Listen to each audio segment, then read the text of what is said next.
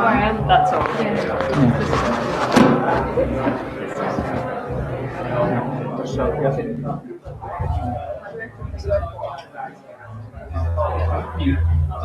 Here and start working.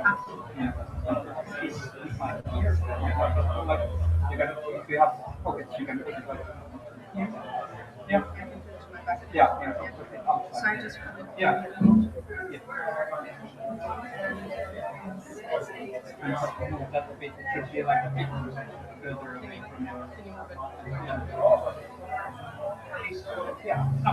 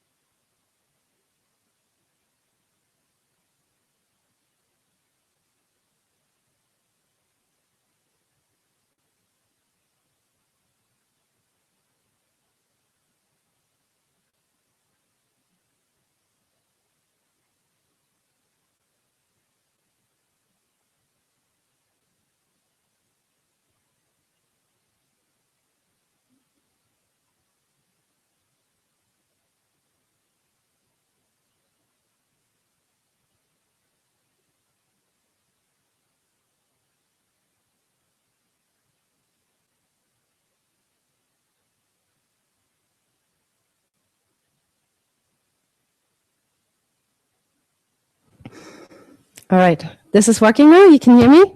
Am I very loud? Is this good? Yes, I see some notes. Yeah, okay, fantastic. Okay, welcome to the Service Design Drinks here at Futurice today. It's nice to see so many faces. Please also come sit, find a seat. There's some more on the side and also to the side here. But I'm sure you can all find a place. Yes, the front row. Anyone daring enough? All right. Well, welcome to our new offices. I'm Maria Kulse, and I'll be hosting this event today with Jane Vita. And yeah, it's nice to have you here. And first time ever in our new offices. This is probably one of the first events that we're having here. We're super excited to have you all here. Yeah. Sharing is caring. You know, this event, feel free to tweet and post and share. There are all the handles and hashtags that you will need for the event. And we're also doing the live stream because we had the tickets running out in space in here, but this way at least people can follow also from elsewhere. And to start off with, maybe a few words on the Service Design Network, and Tarja will tell you a little bit about. Okay, hello everybody. My name is Tarja Chydenius and I'm the chapter representative of Service Design Network Finland. As you might know, it was established around 2 years ago, and it's the national chapter of the Global Service Design Network. How many of you do belong to the Service Design Network? So many members, great to see you. And everybody is welcome to join, but you're also welcome to participate in our events, even though you might not be members. This is a very loose network, and our goal is to support and widen knowledge about service design and grow the market for service design. We have been organizing the service design drinks ever since we started, 2012. And for first year, we had them on the monthly basis, and now we have them on bi-monthly, every second month. And we have had some great events. Thank you. Last time we had that at Samling. Today, a great event organized by our event coordinator, Jane, and Aino from Futurice. And the next one coming in June, the 2nd of June, about that will be in Diagonal Yliopiston Apteekki.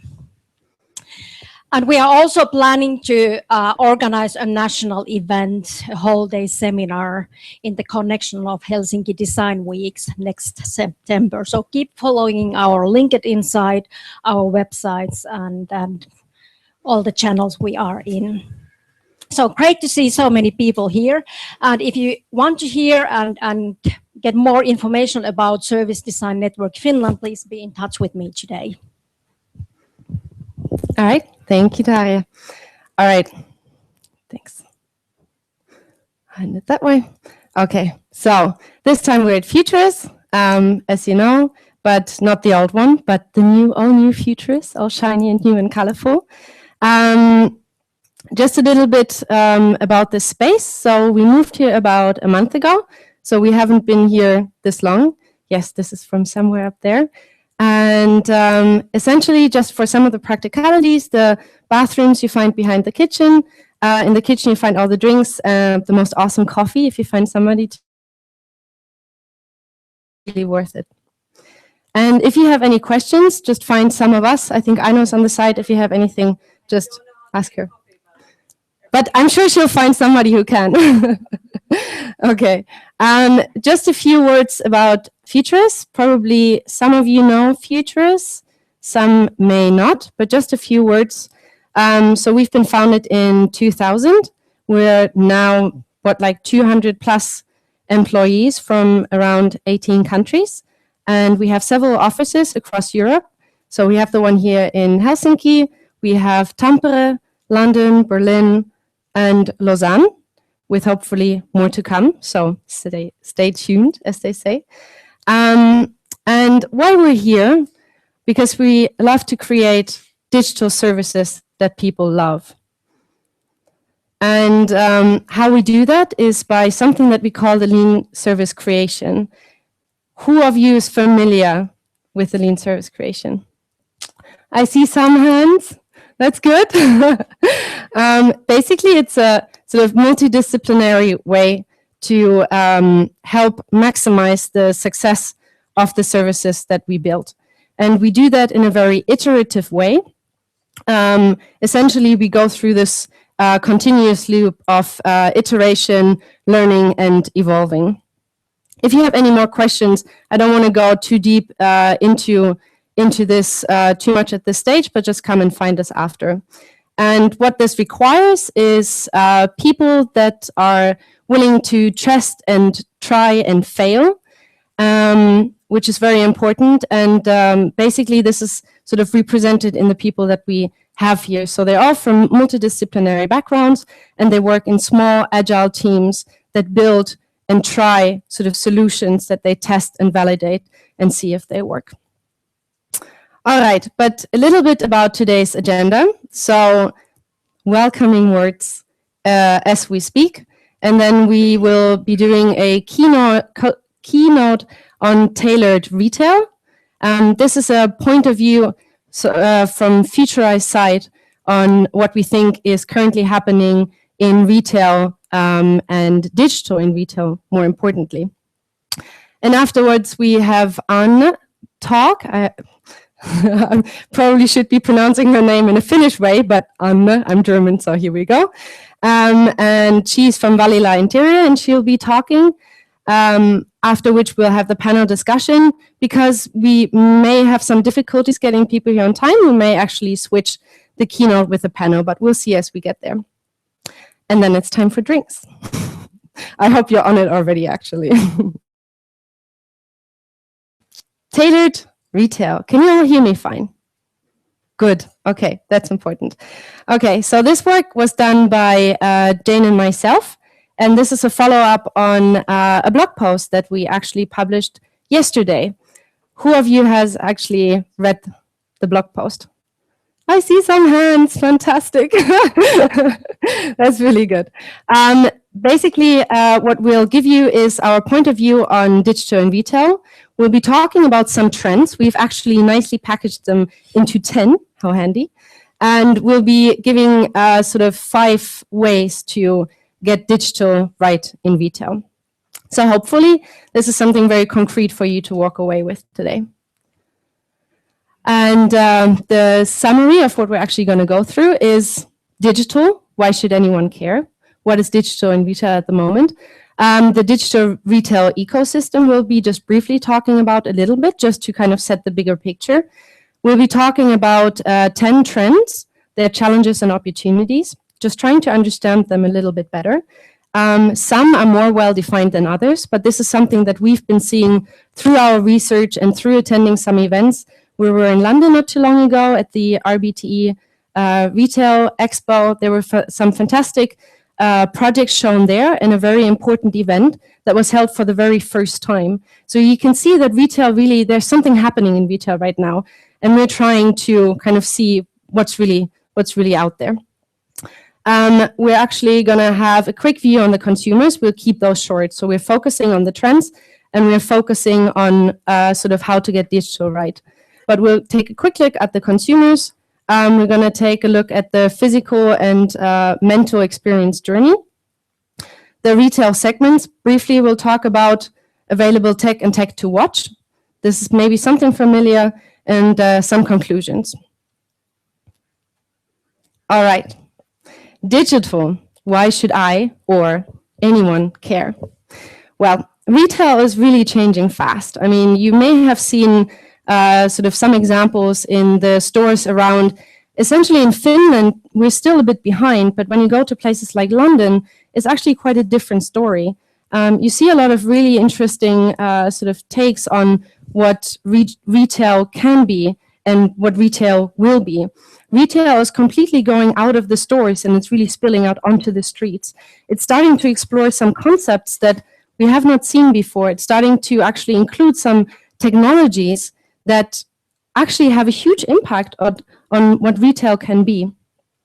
But not just retail itself, but also customers are changing.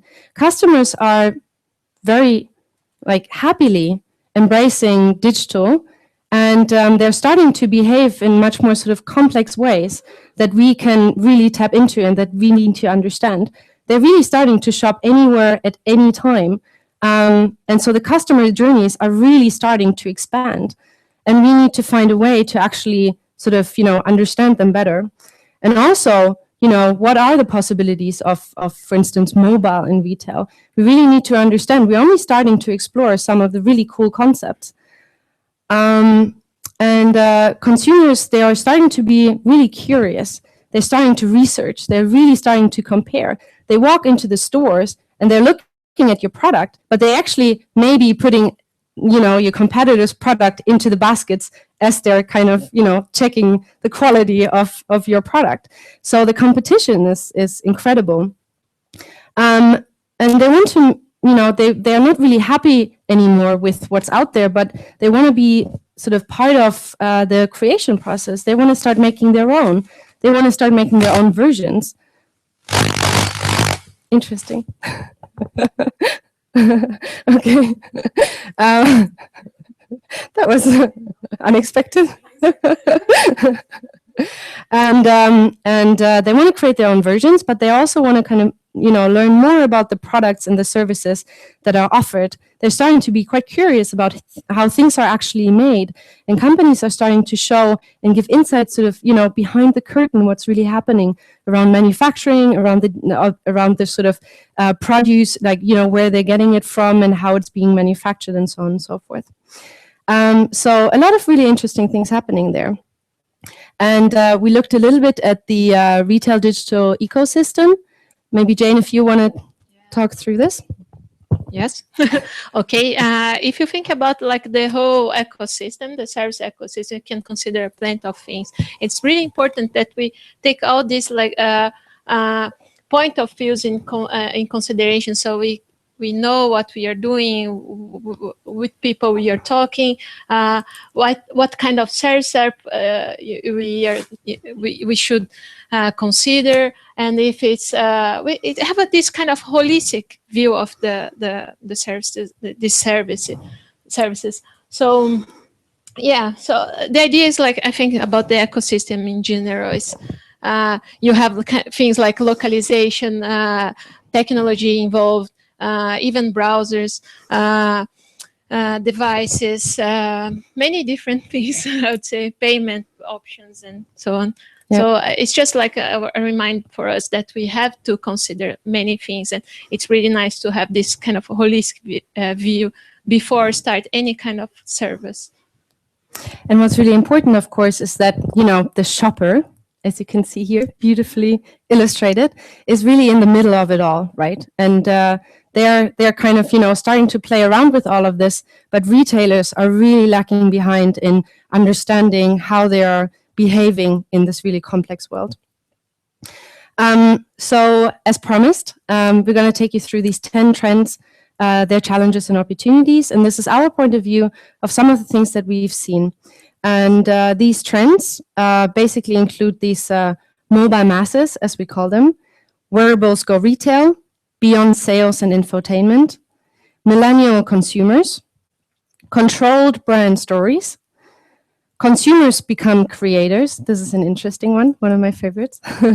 Go beyond the screen, touchpoint immersion and extended customer journeys, shared experiences with friends and families, and brand interaction that are starting to sort of come up in completely new ways. But I'm going to take you through all of them in detail. So let's start with the first one, mobile masses. So what we're seeing is that consumers are starting to become increasingly more confident about using mobile around sort of, engaging in digital. And their usage of mobile, and not just mobile, is increasingly growing. So creating touch points around these digital channels is a huge opportunity. So retailers really need to start exploring much more the mobile capability, understand what they're really doing, because we're not only talking about mobile phones here. Think about all these, sort of digital technologies that can create completely new touch points. And obviously what we're doing is that we're not just buying in stores, but we're buying pretty much anywhere we go, and we're starting to share those experiences as well. And when we look at sort of the figures behind this, is that we see there's an increasing population actually using mobile. They're basically using mobile everywhere they go. And 65% of the global population will actually have a mobile phone by this year. And 30% of the e-commerce transaction globally will be done via mobile, which is a huge number, and this number is bound to grow. Of course, with this kind of trend comes a lot of challenges. When you think of, inventory sort of challenges of having everything available, there's nothing more frustrating than wanting to buy something, wanting to put it into your basket and order, and then it's not available. What are the chances for you to come back? It's difficult to say. And then, of course, there's other things like, chain supplies. They need to be much more complex these days, and they need to be much more advanced. Logistics, and of course, when it comes to the mobile experience, that needs to be completely outstanding, because everyone is kind of trying to go mobile. But if you want to be out there, your experience just needs to be spot on. And there's still a huge challenge when it comes to sort of security and privacy issues. Yes.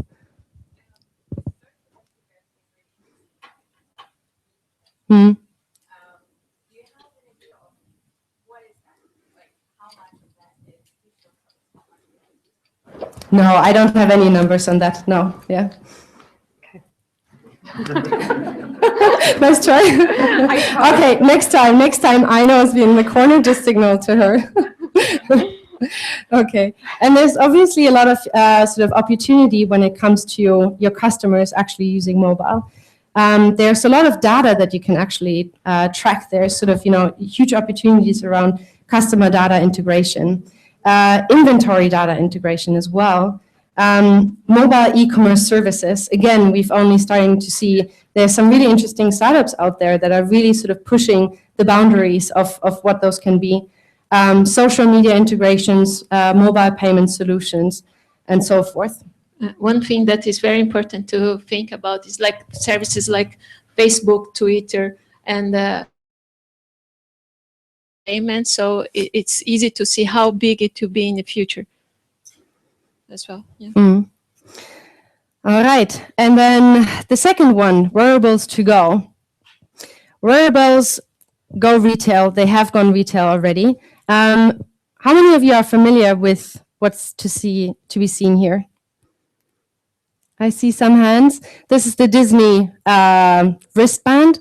They started to invest heavily in their own sort of version of a sort of wearable, which is something you get when you enter into the park. And they're really fun, they're really really unobtrusive. They come in all sorts of different colors. And essentially, they facilitate your experience around going into the attractions that they have around the parks. But what these things also do is that they identify the person using them, obviously. So there's a lot of data that they're able to track around these wristbands. And they're also linking to other services that you may want to sort of use after you've visited Disneyland. So the photos that you've taken are obviously linked to your account because they can identify who's been taking those pictures. So this is a really sort of engaging way for the visitors to continue with their experience. So this experience is actually sort of continuing outside the actual attraction park, but it's going into, kind of using the photos, looking at the photos, sharing them afterwards. And what we see is that sort of experiences, they're starting to go beyond the personalized, and they're all about sort of identifying of who's really using them. There's all sorts of open possibilities to sort of collect and respond to customer data in completely new ways. This is a fantastic example, and it's been working really, really well. It helps us to know the customer much better, and hopefully kind of shape their experience in much more meaningful ways. And there's some interesting trends, or well, interesting sort of facts around the wearables. Most consumers have heard of wearables, and there's a lot that are actually planning on getting wearables within like 2016. They're really on the doorstep now. And the sort of omni-channel experience, this is going to be a key driver for integrating wearables into the customer journey, into the customer experience. But of course, it's quite challenging because they're like an extension of your phone. They're an extension of a lot of things, and they're extremely limited in what they can do. And yet they allow us to completely get away from some of the devices that we've been using previously. And of course, it's especially interesting for consumer products and retail companies that are struggling to innovate. It's really difficult. I mean, Disney, they invested heavily into the wristband. So it's actually, that was a huge commitment from their side, and they really strategically planned that this is something that they want to integrate. So unless that is strategically planned, it's bound to fail. But of course, huge opportunities when it comes to indoor location, smart lists, in-store digital experiences, loyalty programs, and sort of all the customer data that you're collecting. Also, I think it's like the way they have done like at Disney, it's quite, fancy, I would say, is it? So there is plenty of ways that we can make it like right, but with maybe lower high level of tech, maybe. All right. Beyond sales and infotainment, we all know that digital is much more than just our phones, just what we see on the web, obviously. And we talk about wearables. Well, that's still quite an obvious one. But there's a lot of interesting stuff when it comes to sort of interactive experiences in stores. I can't remember the name of the store anymore. It's the White Company. It's pretty interesting because they have this they have the shelves, and they have also these projections which you can make this kind of dream environment. It's quite really interesting one. This is really a fantastic example. When you actually walk into the stores, these sort of projections are very subtle. So at first you don't even see them. So they're not a screen that are sort of, sitting there externally, but rather these projections are, part of the display. They're part of what you're actually exploring. Some only reveal themselves when you start looking at the products as well. And then as you go sort of closer to the sort of display area, you start hearing small sounds, and they actually start, you start the interaction by not even knowing what exactly it is you're doing. But, it's exactly the way that you move around the store, but it's sort of enriched. And it's sort of, it's all about just curiosity and kind of wanting to see more. And this is a fantastic example because it's done so subtly. And there's, especially in terms of projections, in London, we saw a couple of examples as well at the retail exhibition show that were just, incredible in terms of, being able to touch part of the projections and then extending into something else and kind of like, starting to become the storyline as well. So, it kind of like when we think about digital and retail, it's not just all about screens. It's, there's a lot of things that are still, we're just starting to explore. And what we know is that consumers, they're really just looking for the best experience. And that's essentially what's going to keep them in the store. And that's essentially what's going to keep them coming back to the store as well. Another thing is that companies are more and more trying to actually teach people around how to use their products and services.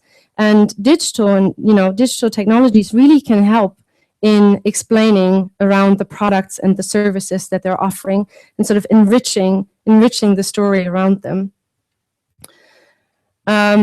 Actually, many of these segments, like retail segments as food, they are quite right in this, like teaching people how to use their products. So like you can get like a nice receipt, like really. And then this sort of digital TV is bringing a whole new generation of sort of advertising models as well. So customer experiences. There is companies like Google, Amazon, and Apple. They've started having their own sort of TV channels and completely new advertising models around them. There's all sorts of sort of open platforms that we're starting to use and sort of integrate. What's also important is that, buying is really starting to sort of live inside the sort of story experience here. Yeah, I don't know if you have heard about the Mr. Porter. There's a really nice example, like you see the show and then you can buy things from the show. So it's really interesting that you can, actually they have like plenty of ways of doing that. It's like through website, through like they have a, through the tablet when like a couple of partners with Apple TV and Google, and then now that Android is open like this platform, so it will give a lot of possibilities even for developers to do their own things. So quite interesting. Yeah, this sort of shopping the show is really interesting. They're like some of these are really sort of in your face in a way, because they're so obvious. I mean, you watch the show and it just, pops up by this, and it's actually working. People are buying it like crazy. I wonder what she's wearing. You go and actually check it out, and people buy from, shopping the show. It's pretty incredible. Yeah, so, what we're talking about here is the sort of like, beyond the screen, it's sort of like beyond this sort of, obvious digital experiences that we've had so far, and just kind of like pushing it this step further, and even just trying out some really daring some sort of concepts out there. Yeah, it's time to start considering how retail will ride the next wave of sort of shoppable TV. I think there's are you aware, like how many of you are familiar with this sort of shop the show concept? Yes, pretty much. Pretty much. Yeah. Except that it relates to kind of blog posts and so on. They kind of share like through the web, through images, right? Yeah. But this is like you can even buy from a TV program. Yeah, it's in US based. Yeah, most of these things are actually happening in the US. There's not so much happening in Finland around these at all. But it's really worth sort of, just kind of go into like, shop the show and find some of the examples. They're just really, really cool. And it's also that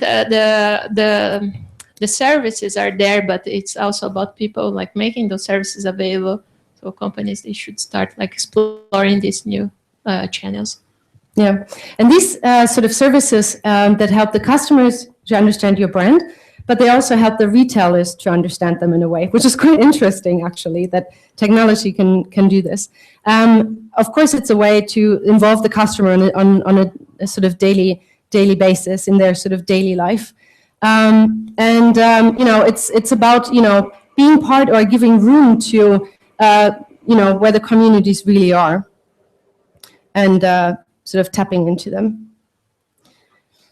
Another trend that we're seeing is these millennial consumers. I love the picture, by the way, but they're a really, really powerful consumer group. We're going to go into the consumer groups a little bit later. We're just going to touch upon them lightly.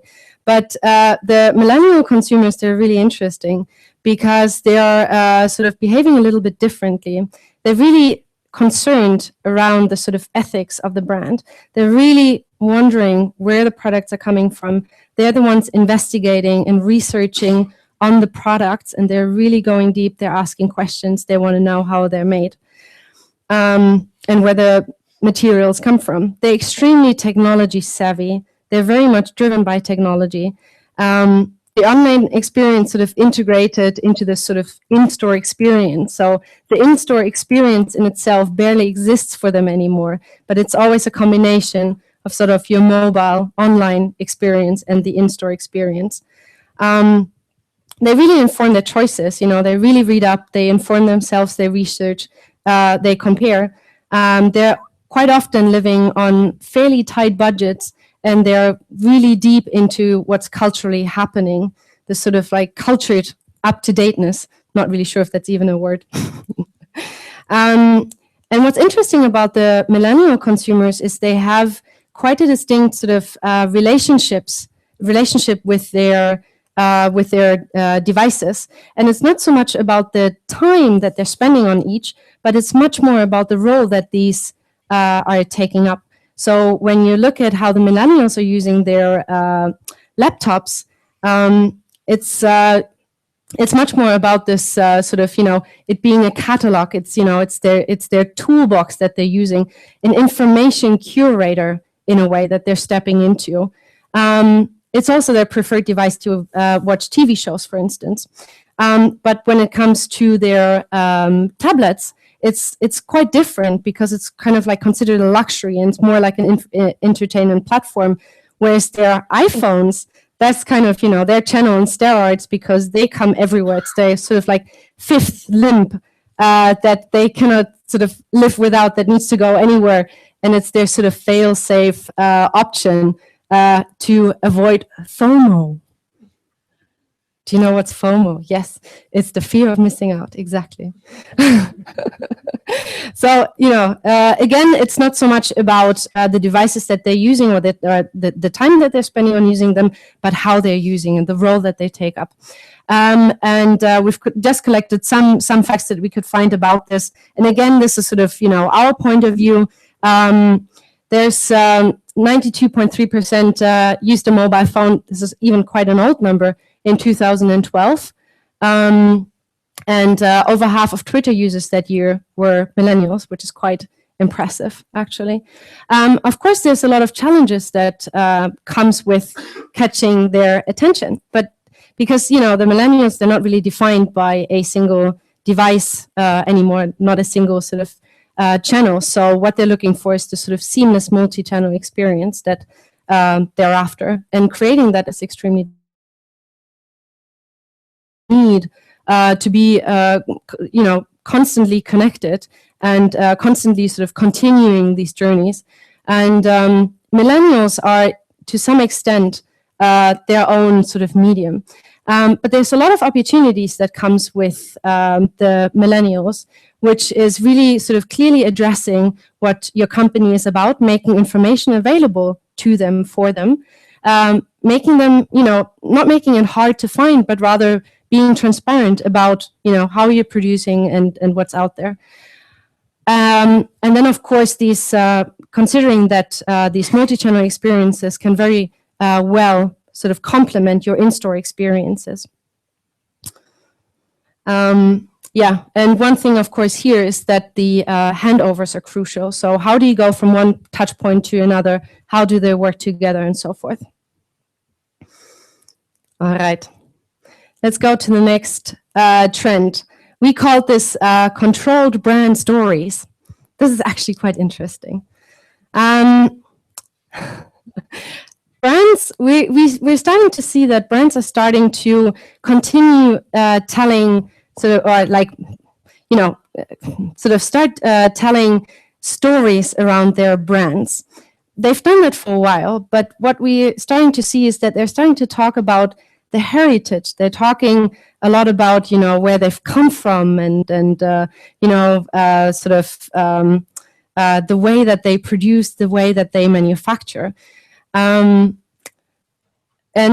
sort of what I mentioned this earlier a little bit, what they're starting to do is kind of like open the curtains and letting the consumers have a look behind the stage in a way, so that they're starting to show how things are being done and, who are the people behind sort of making these incredible products that everyone is looking for. And many of these, I think it's pretty much about like the interactions that they have with their customers. So if you see the most big brands, they are telling their stories, but it's also because people are requiring the stories.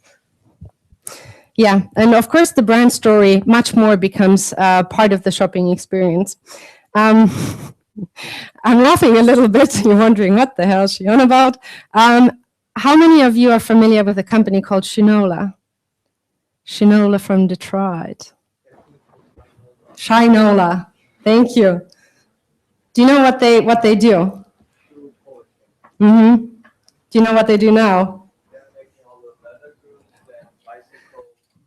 Yeah. Exactly. So Shinola Shinola. Shinola, Because they're shiny from Shinola. shoe polish company. They're fantastic, actually, because when you go to their website, they're very strongly talking. They're very strongly talking about, they're based in Detroit, and Detroit has had a bit of a difficult time, as you probably know. And they've just completely revamped their brand. So they used to make the shoe polish, exactly, and they're starting now to make bikes and all sorts of leather goods. And they have put a lot of effort into telling the brand story around the heritage, how they used to make, these bikes and these leather projects for ages, which is actually not true because they didn't actually make those back in the days. But they've started to build this entire sort of brand, how much time and effort they've put into making these for decades. But really, the heritage is something slightly different. But that's beside the point. What they're really focusing on is telling the stories of how these things are made.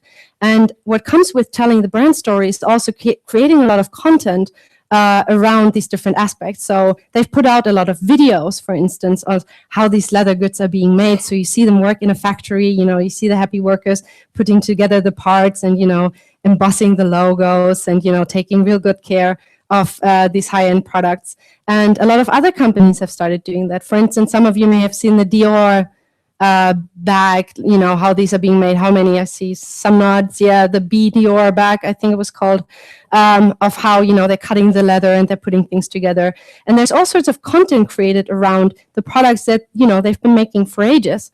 But only now they're really starting to tell these stories. And we see that happening a lot more. The stories is also about the consumers. They tell stories about the usage of their products. They also tell about the designer stories. So like their designs, like how they became designers and like all these inspirational things. There we go. Shall we try this one? Should go. It's tiny. No. Yes, it's also tiny for you guys.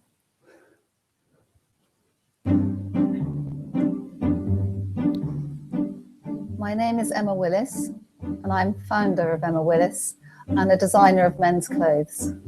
I went to the Slade School of Art in London and always loved drawing and painting. But when I left art school, it was hard to make ends meet. And so in order to earn a little bit of extra money, I started to sell clothes door to door. I started my company in 1989, making clothes directly for my customers. And I then opened the shop in 2000. 10 years later, opened the factory in Gloucester, so we could then from that point start to make all our own clothes.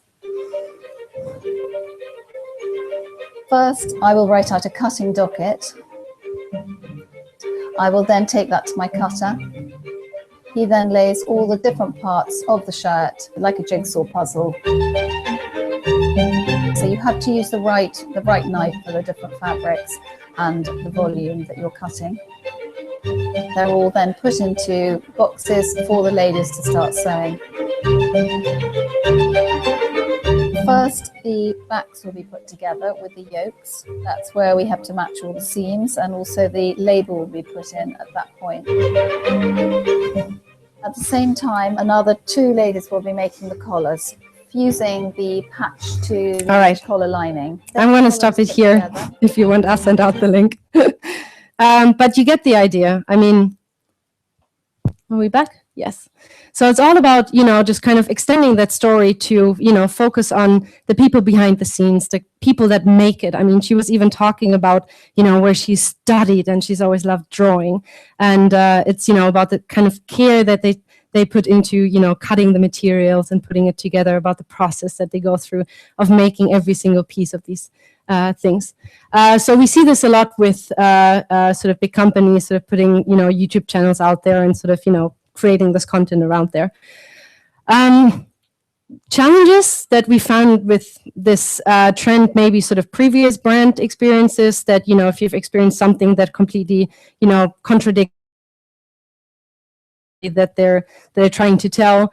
And people, as we said, they're more concerned around sort of, how things are made and where they come from. So, by telling your brand story, you also have to be prepared to answer to some sort of tough questions out there. So that's, you got to get it right.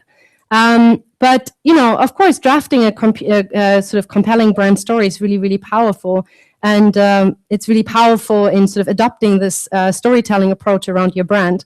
It helps customers to connect with the company in a whole new level.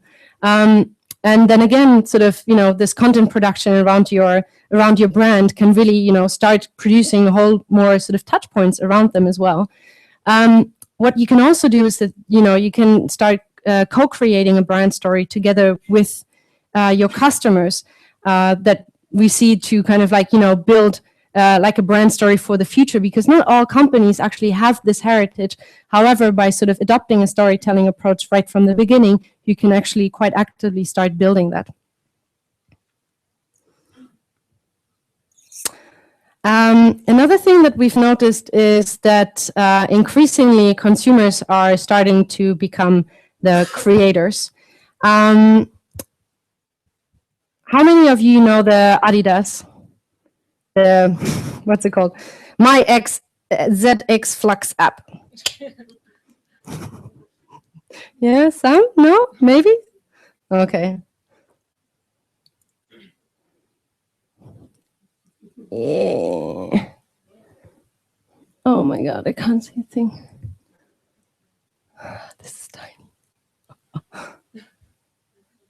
This Flux app is a world first in sneaker customization, which allows you to apply your very own photos and graphics to the Adidas original ZX Flux. With the app launching in regions across the globe and new designs being submitted every hour, here are some tips for creating your best design and ensuring you receive your MyZX Flux order as quickly as possible. Use photos and graphics you've created yourself, which are large and high resolution. Landscapes, cityscapes, textures, and high contrast graphics work well, or you could just use a picture of your cat. As well as using photos, you can design your own artwork or try using patterns and colors to create something truly unique. We invite you to be as creative as possible, but please respect the creativity of others. A heads up, images that are copyrighted, such as designer prints, photos of celebrities and public figures, or images that are pornographic.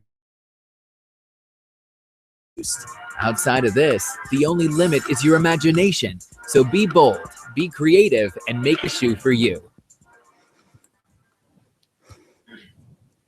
Right, now you all know what's ZX Flux. It's a terrible name. Yeah, maybe the name wasn't right. It's really terrible. Well, honestly, I've been trying to memorize this name and I still couldn't get it working. This is interesting. Huh? Ah, right. Bastard. Bastard. Okay, let's try this. Right, enough videos.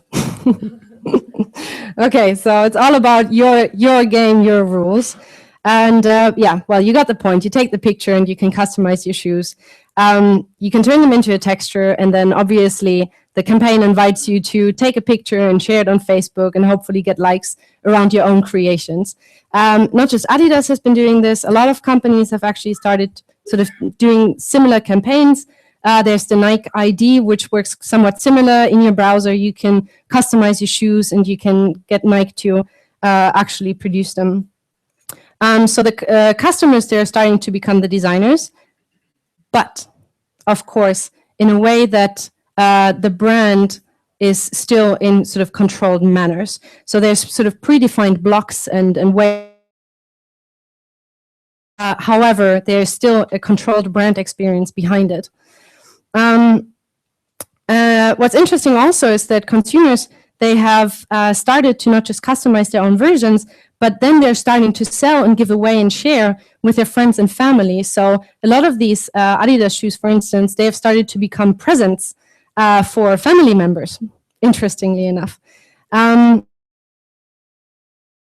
Consumers, they really care about what they can create and sort of, how far their influence on the product can go. I said there's other companies that have done sort of similar things out there. So for instance, IKEA, they have done where you can, create your own, however, with predefined building blocks and in a way that the IKEA brand is still recognizable. 85% of the 2014 best global brands have used some sort of crowdsourcing in the last 10 years. And there's a strong commercial case also for this sort of personalization. The companies that are doing it, they're reporting a 14% uplift in their sales, which is incredible, by just giving sort of power to the consumers to start creating their own. A lot of challenges. One was we just saw. Obviously, privacy is a big issue. Yeah, it feels a bit sort of awkward that, you know, Miss Adidas, they're talking about, you know, obviously don't do this, don't do that.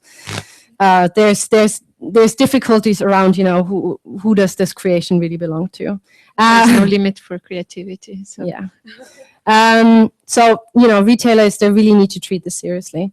And then there's this creepiness. Love this choice of word by Jane. But, you know, it's not about sort of creating extra work around products that, you know, people want to buy, but rather it's about allowing them to create something amazing and do that in a sort of seamless experience, something very effortless. Yeah, it's not only about, like, usually what people they do, they provide your tool, then you customize, but there's no like thinking behind of like the whole service, how people are going to share, like all this viral thing, and how the customer really interacts with the brand while they are customizing, and how this is meaningful for the customer as well. So it's not the crapness. Of course, one thing is to actually find the right blend between how much influence does the customer have versus how much are you controlling what he or she is producing. And of course, it always needs to be an integral part of the brand strategy. It needs to be extremely, you know, well prepared. And as Jane said, you know, it needs to be sort of like an extended journey where, you know, creations can be shared and something can be done with them, right? But there's a whole lot of opportunities. We saw there's a commercial opportunity here. There's whole new ways and channels to sort of communicate with the customers and have them communicate about your products. Your products. You can, you know, start knowing from customers, you know, what it is that they want and, you know, how far they want to go. They can get new ideas for services they, you know, to create, or even get ideas around old services of how to make them better. But all of this, as I said before, needs to happen in a sort of controlled environment. Also, a fantastic example is the sort of IKEA hackers. Have you seen the site? Yes, I see some notes. It's quite fun. If you don't know it, go check it out. And Bugatti, for instance. Bugatti, they let people customize their cars, and then you can order your customized car. They're going really far with this. I guess we need to hurry up a little bit. Okay. And then another trend that we're seeing is sort of going beyond the screen. How many of you know this Disney Infinity? Yes, maybe, yes, I see a hand. Fantastic. Of course, you know. Welcome. Yeah, so essentially it's a range of toys that, you know, from those fantastic movies that they're making that you can purchase, and that you can, through NFC, you can connect them to your video games. So the toys that you actually own, they can become part of the video games that you play with them and around them. Like also in different platforms, so it's pretty interesting. Yeah. And again, sort of, you know, technology is a great enabler for people's choices. There's also emotional conversion from one product, one service to another, which is really interesting and very strong. Sense presence more than screen presence. So it's, again, you know, technology as the facilitator. It's not really the one and only tool, but rather it's an enabler, it's a facilitator. And again, you know, it helps you collect really meaningful data, and how it can be sort of transformed in this seamless experience or seamless actions. Let's try to go through this quite quickly because we're running out of time as well. There's, of course, all sorts of statistics around people, you know, being heavily influenced around, you know, the kind of things that they're reading. A lot of people are heavily influenced by, for instance, reading positive reviews before actually purchasing a product. and companies engaging and responding to customer service requests in social media, those customers end up spending a whole lot more than ones that haven't been responded to. A lot of challenges when it comes to creating this seamless digital experience, of course. And it's no good to have sort of broken technology. Sort of things need to work. If there's a broken screen in your store, nobody is really going to use it. There was this good example of, I think, Lego. They had this screen. You could take the package and you can go scan it. But the scanner didn't quite work, and then nobody used it. So that's pretty useless as well. But of course, huge opportunities when you think around, indoor location, hyperlocation services, more effective loyal programs, for instance, when it comes to sort of product info and virtual reality. There's a lot of stuff out there. Another trend we're seeing is this touchpoint immersion. You probably are familiar with the iBeacons, and really this sort of extension of the customer journey and the deep dive into different touch points. The buying process, as we know, it's kind of like it's starting to even earlier. Going to buy, smart lists that you may be creating with your friends. There's this whole sort of exploration around products, which ones you want to buy, searching for better prices, comparing, finding locations of products, looking around information for different products, planning purchases as well. As you're randomly browsing the internet, you're starting to plan a purchase by adding to your favorite or pinning it onto your Pinterest. So it's really about sort of, understanding that expansion of the customer journey and then sort of understanding what touch points to really dive into.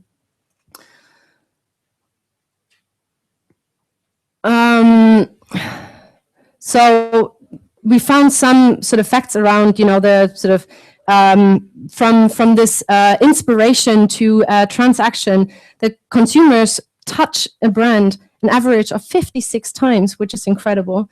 And this number of touch points is growing. When you think around, blogs and videos that people are putting out there, reviews that people are putting out there around products,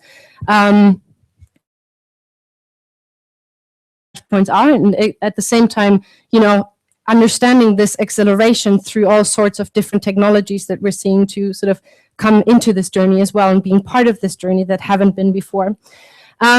Some of the challenges is about the timing, really finding a good moment and sort of keeping up the engagement. But it's also about sort of controlling organic and sort of these viral social reviews. How do you control people talking and producing content around your things? So it's a bit of sort of this conduction of an orchestra. There's this orchestra of all sorts of channels that are out there, but how do you orchestrate all these channels in a way that they're sort of done right and that they work together well? So we put this here, this sort of respect the rules and the potential of each, really, because there's certain technologies and certain channels that can do certain things, but it's about sort of connecting them meaningfully. It's not everything in the same place, but some really meaningful thing in the right place. Yeah, exactly.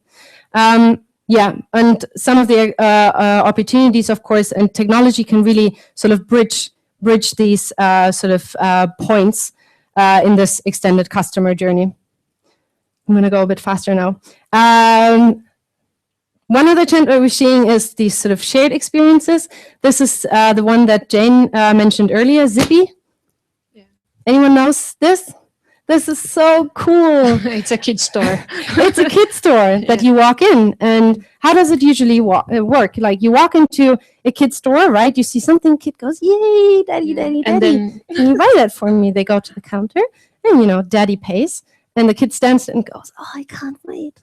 But what they have done is, for instance, they have in their counter, where the adult sort of pays, they have this little printer that has this like shark mouth. I think it was a shark.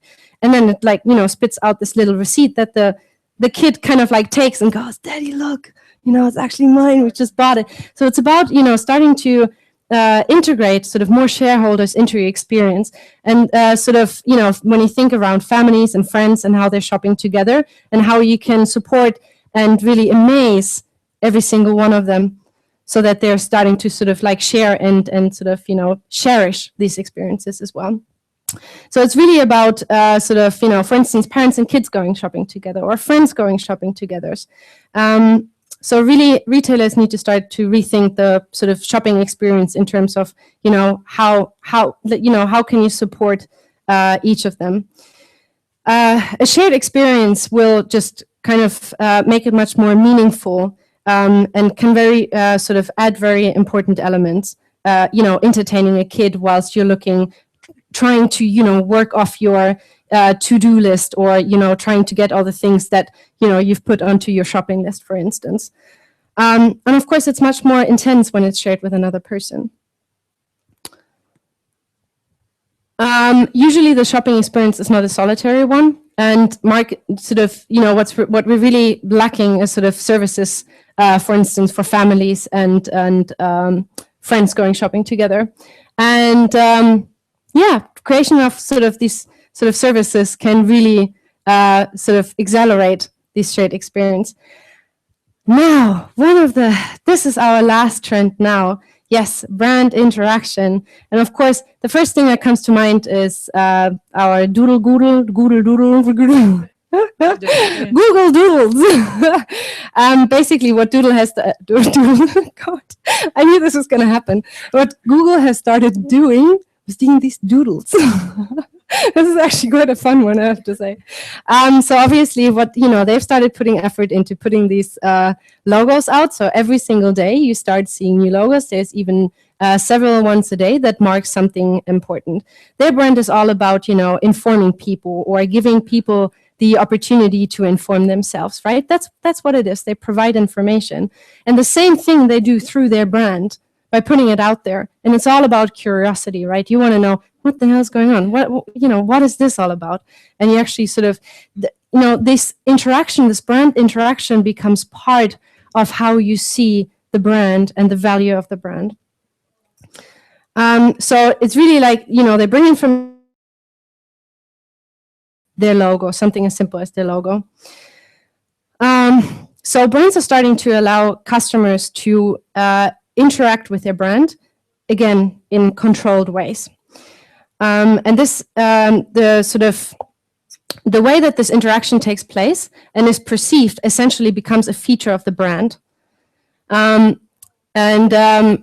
Basically, it makes the use of the interactions and the effects of this to let the customers kind of like learn about the brand and explore the brand, right? There's something called like interaction branding. How many of you have heard of that? It's essentially where you start thinking of branding in terms of interaction, sort of enhance your brand or start telling values or a story around your brand. How can it create something that is, distinguishes or feels just a little bit different? And of course, big brands such as Google and Coca-Cola are doing it. When you think of Coca-Cola and the name, Share with a Friend, what was it called? Share Coca-Cola, exactly. Where they had the machines in the beginning that you could even print your own name.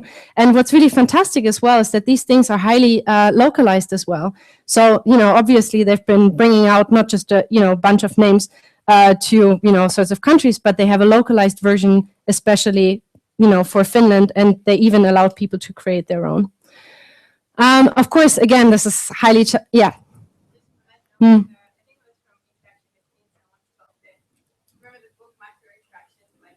Yeah.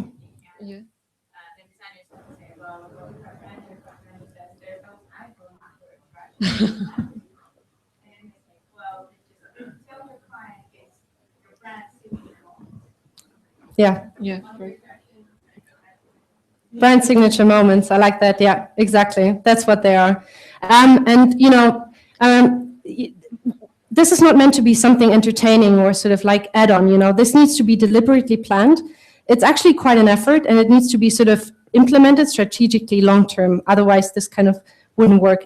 And what's quite challenging also is the coherence across different channels as well. But the opportunities are huge when you think about it, sort of this rational, habitual, and sort of emotional building, relationship to the brand. It's very strong. All right, let's do this very quickly to the consumers. Okay, just like going quickly about okay, so talking about baby boomers.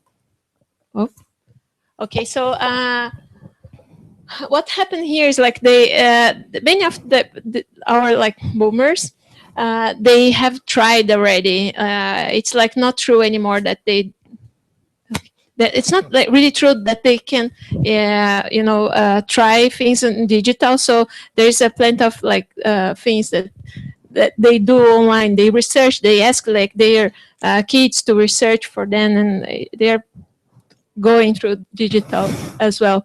About Generation X, we have some like bullets here. They seek for product information. They do research online. This is true. Review and rate products online. They still respond quite well to the traditional and ad channels. So and they are still loyal to like many brands. That's not like what happened. You see with millennials. They appreciate the diversity of range of styles. So it's not like millennials, which they change quite quickly with the brands.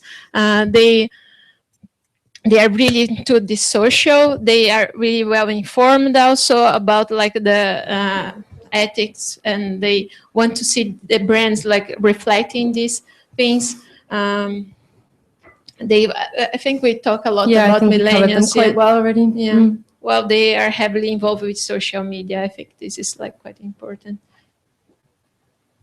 Generation Me is something that's coming up, and we should be very aware because we are helping them to create their digital world. So they reflect pretty much what we are presenting to them now. So they are constantly connected, and they are quite much like isolated from the world when they are digitally involved. Okay, so I think it's like enjoying the process of getting better. I think this is something that we, when we had this design day last Friday, and it was pretty interesting to talk with kids because they were telling that they feel this like mastering, in everything that they do. They always, they try something, they want to try again and getting better and better and better. So it's something that I felt was really curious about kids nowadays. And actually from our generation, it's kind of like we are kind of getting this, right now, and we are talking about this constantly, but they have this in their blood. It's really interesting. And actually it's part of our, we teaching them about this, like it's possible to fail. We can now always get better. It's really interesting. Okay, like quickly talking about the physical experience journey. When we think about the physical, we think about like the path through like this buying process. Let's say before you visit the store, then when you are in store, and then when you immediately post the visit activities and later activities. It's like quite momentary. Like to go through this path in physical experience. But when you talk about mental experience, there's so much more going on. There's so much more that you can get through the services.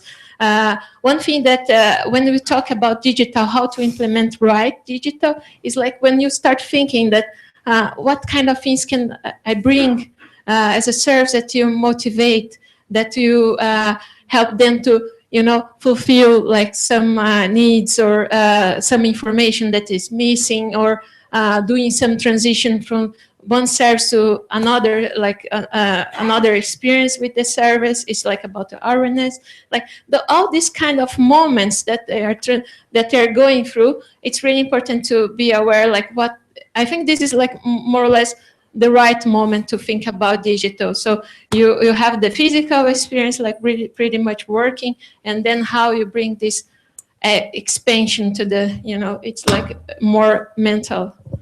It's really interesting. Okay, like quickly talking about retail segments. When we talk about retail, we do kind of, okay, retail is shopping and then everything, but it goes around buying. But all of these, I'm not saying them all, but you see that there are many segments that we should consider, and they have different customer experience awareness, maturity. They are also in different levels of technology implementation. So to get it right is also about like going deep in each of these segments. Like depending on which segment you are working, you can get it like really right if you know more about this. Then okay, some here's the list. There's plenty of things that we just comment, so I'm not talking them now. We're gonna share these slides later, so you can have a look like better. But what's important here really is like understanding the sort of maturity level for each of these technologies, because some of the technologies are readily available out there, but consumers, what they're expecting when they go to the store is that that things work. So really, when taking a leap of faith, then ensuring that the technology is actually mature enough to support a seamless and a good experience is really key. Okay.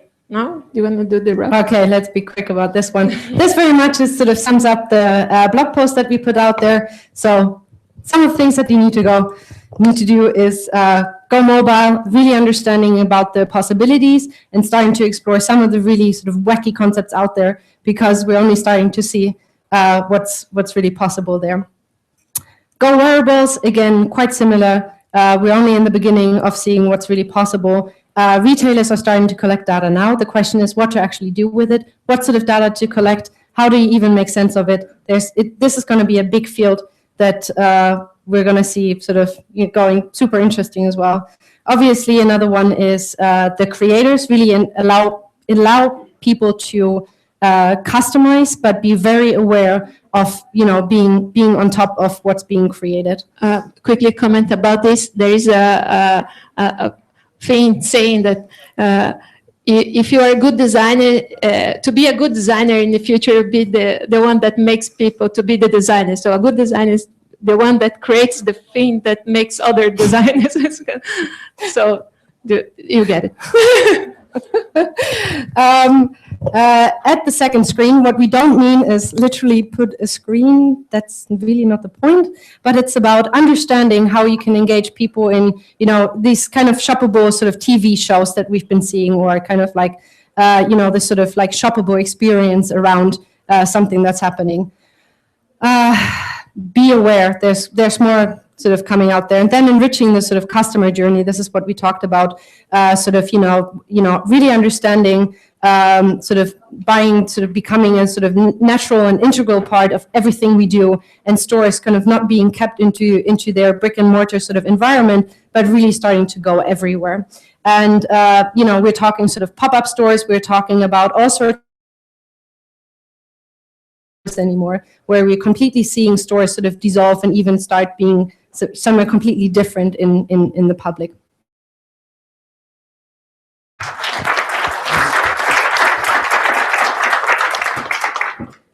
Do you have any questions? We're going to have a small break after this, so now if you have some, I'll throw this a little bit. Sounds like a warning. Anyone? Did you see a way that the me knew after millennials, after 2000, to separate them from the digital? I know the retail and all the presentation was about digital and all sort of those, but they make you think that, is there any way of making services that doesn't include digital? There is no way back. Yeah, I think the thing about digital is like making the digital right in the right moment and meaningful digital. Because I think digital will be part of their lives anyway. So it's just like matters of finding the right tune. I think there was a big thing about TV when my parents were young, and they were like, yeah, TV, and now it's just there. It's part of our life. It's just like the way I think that we as a designers, we should think to do how to do better design. I think also the interesting part here is the sort of handover. How can we create sort of digital services that do manage this handover to back to the physical and back to the digital? Well, you know, how can we actually start creating those that kind of, you know, meaningfully allow us to be online and actually master those digital tools and channels, and at the same time allow us to step away from them without being disconnected. So I think also this is very interesting for parents at the moment, right? How do you get your kid, you know, stop using that freaking tablet or iPhone, right? So I think, you know, some of the services that are really fantastic is those ones that handle that sort of handover and help manage you that handover as well. So I have one question. We talked about retailing, and then recently I've been thinking about the different aspect of retailing, which is the payment issue. And then I think no matter what kind of technology we have, unless we have very easy, very seamless payment experience, I don't think it's I don't think any of this potential scenario that you propose, it doesn't really work. For instance, I use Nordea Bank, and then like you have to have mobile net bank or something like this to go through the, you know, the payment. But for instance, I'm originally from South Korea. My neighboring country, China, they have the Alibaba, and then they recently launched this new payment system. Everything is digitized. The young people, they begin using this online banking, their own digital e-payment system rather than the traditional banking system. So I think this kind of rapid change in terms of payment, I think that will really generate new transition regarding retailing. And then as a consulting company, I would love to hear your point of view in this take. I think you're pretty much spot on. I think there's going to be some like, you know, away from the traditional sort of banking or payment models that we've seen.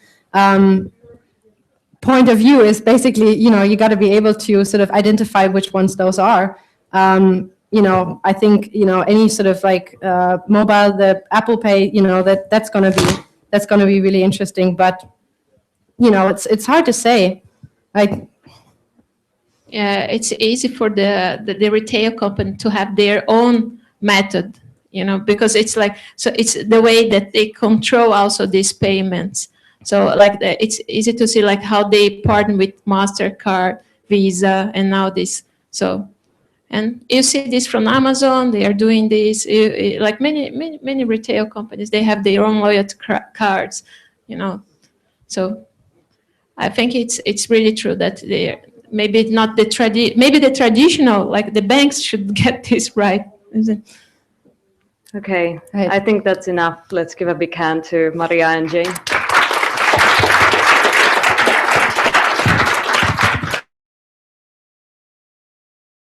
You can get a little bit more drinks and you can have some food. There's a restroom also over there around that corner if you need to use. There's one over there.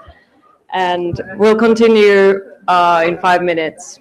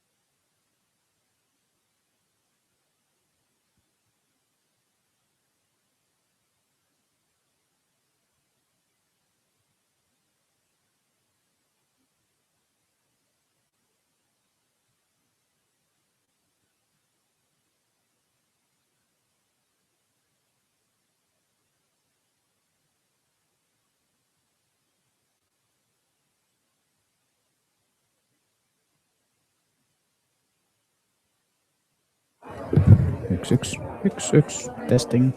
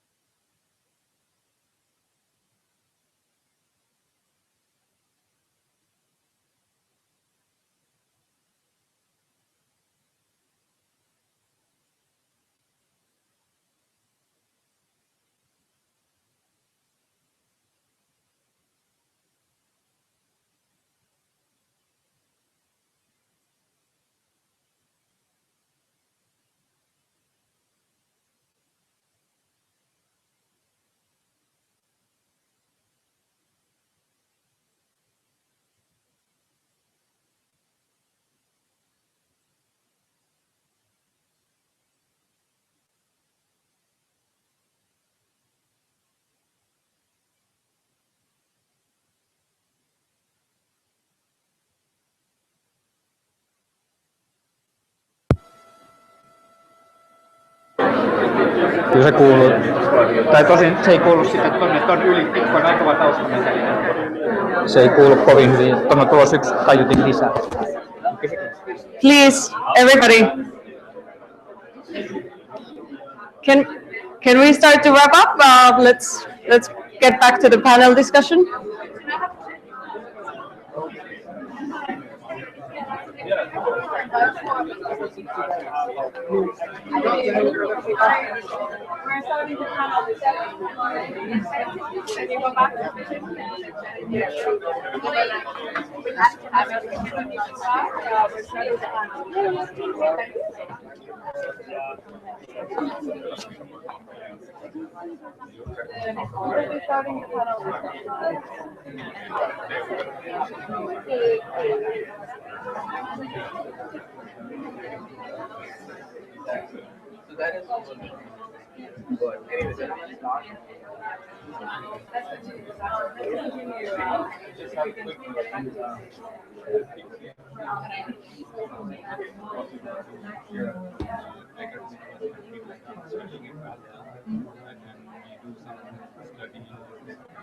I mean, I was wondering the source from where you have the source. Yeah, we also had a slide with the sort of some of the sources that we can into. Yeah, there's definitely. If you have a contact or something, then because I can send you some of this material and I can send you some of the sources as well. Yeah, and there's some really fantastic ones when you look at the sort of future laboratories, for instance. But I don't have any cards with me.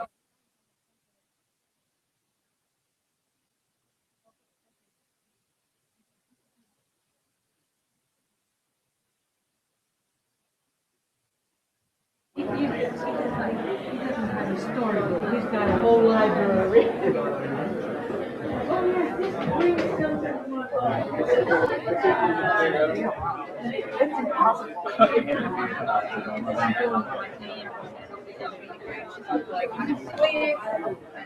Let's get back to please.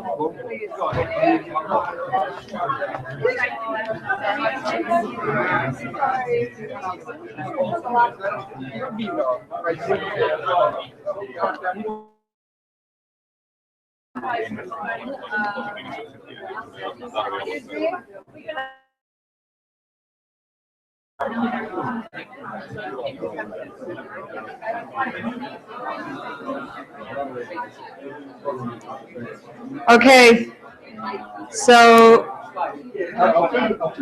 there's still a little bit of noise in the background. If you could all please come here. Anna is running a little bit late, so we're going to start with the panel now and do a little bit shorter panel panel discussion version, and then she will also do a little bit shorter version of her keynote. So, guys, if you could come from the back also, from the kitchen. All right. So we have very special guests for the panel discussion, and they will present themselves very briefly. And we have a moderator for this discussion, which is Will Cardwell, and he can start with presenting himself. Absolutely. So, yeah, can you hear? All right, great. Wow. So I'm Will. I represent, depending on what time you say, maybe in the day, different organizations, but I have my own company called Courage Ventures, which does seed investing and as well consulting with universities, teaching and training. But I also teach at Alpha University in the engineering school, entrepreneurship and venture capital strategy. But I think the reason I was asked to moderate this is I actually have no clue about service design, although I love it. And I actually realized how important it was one day when we were having it at Alpha Ventures program. We have guest speakers, and I'm not going to mention company names, but a company that I would expected to be very design.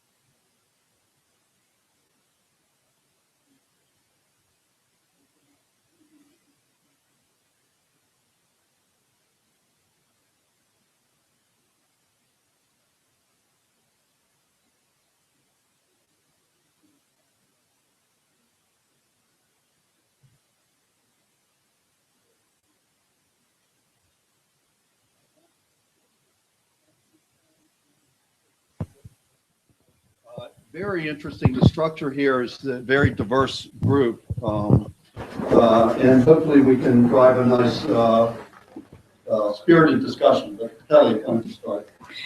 Hi, everybody. My name is Heli Vainio, and I've been in retail, wholesale for more than 30 years. And the last 5 years, I've been in charge of Kamppi Shopping Center. My main responsibility is marketing and communications in the center. Hi, everyone. My name is Jutta Haaramo. I'm from Stylewhile. Stylewhile is a new digital marketplace where fashion designers and shoppers meet. And what we do is that we want to allow users to try on clothes before shopping them. So we want to bring this new aspect to online shopping experience.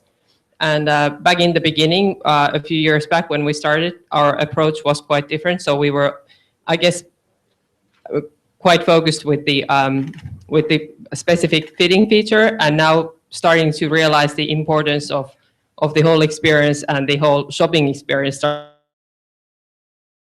how the customer interacts with the service, and realizing that the fitting part is just one part of the whole experience. So we're kind of in that journey now.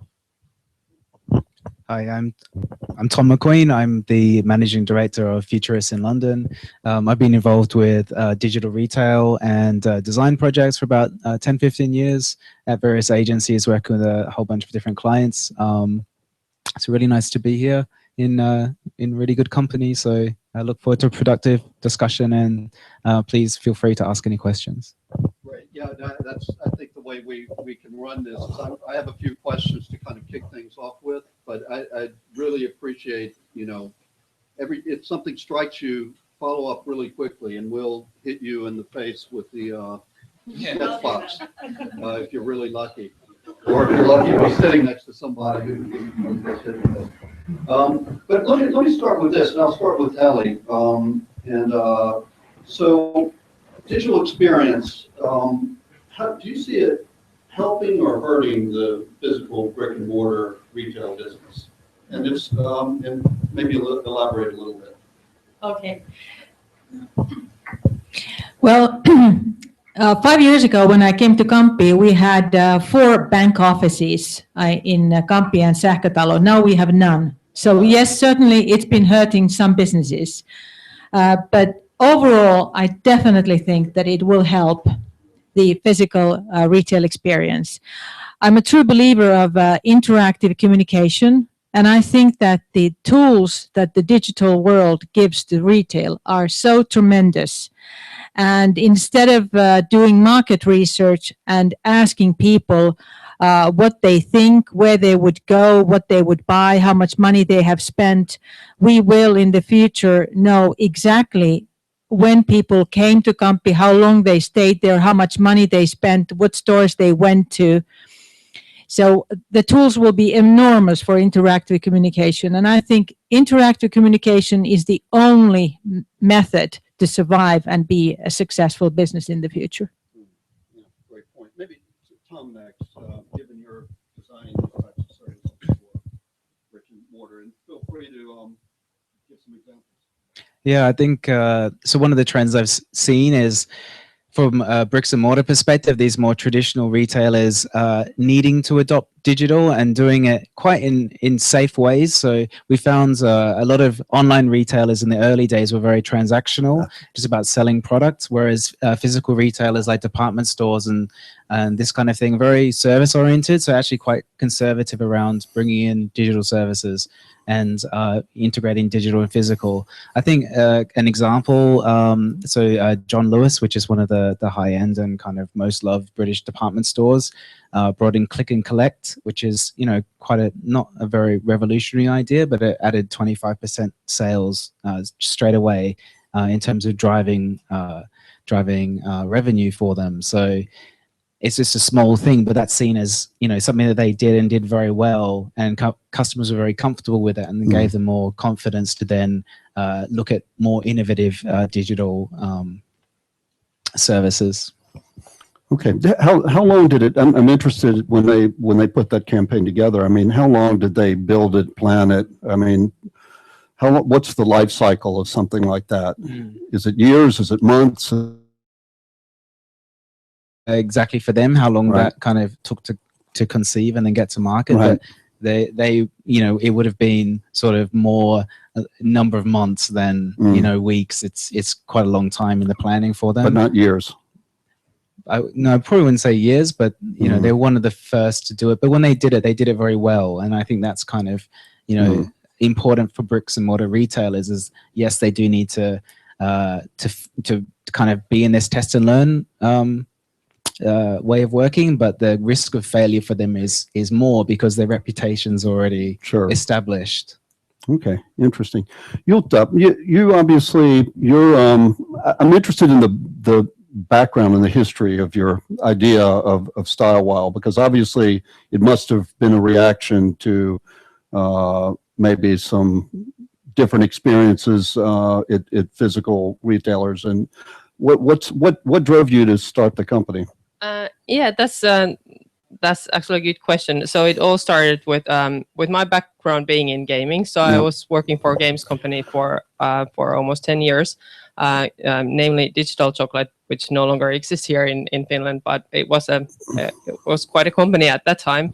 And so I then discovered online shopping because of family reasons. I no longer had time to go shopping in physical stores, and there was this sudden need for me to go shopping online. And then it kind of hit me that the difference was so huge compared to the experience I get when I'm interacting with games, and I can be kind of creator and active as a consumer and as a user.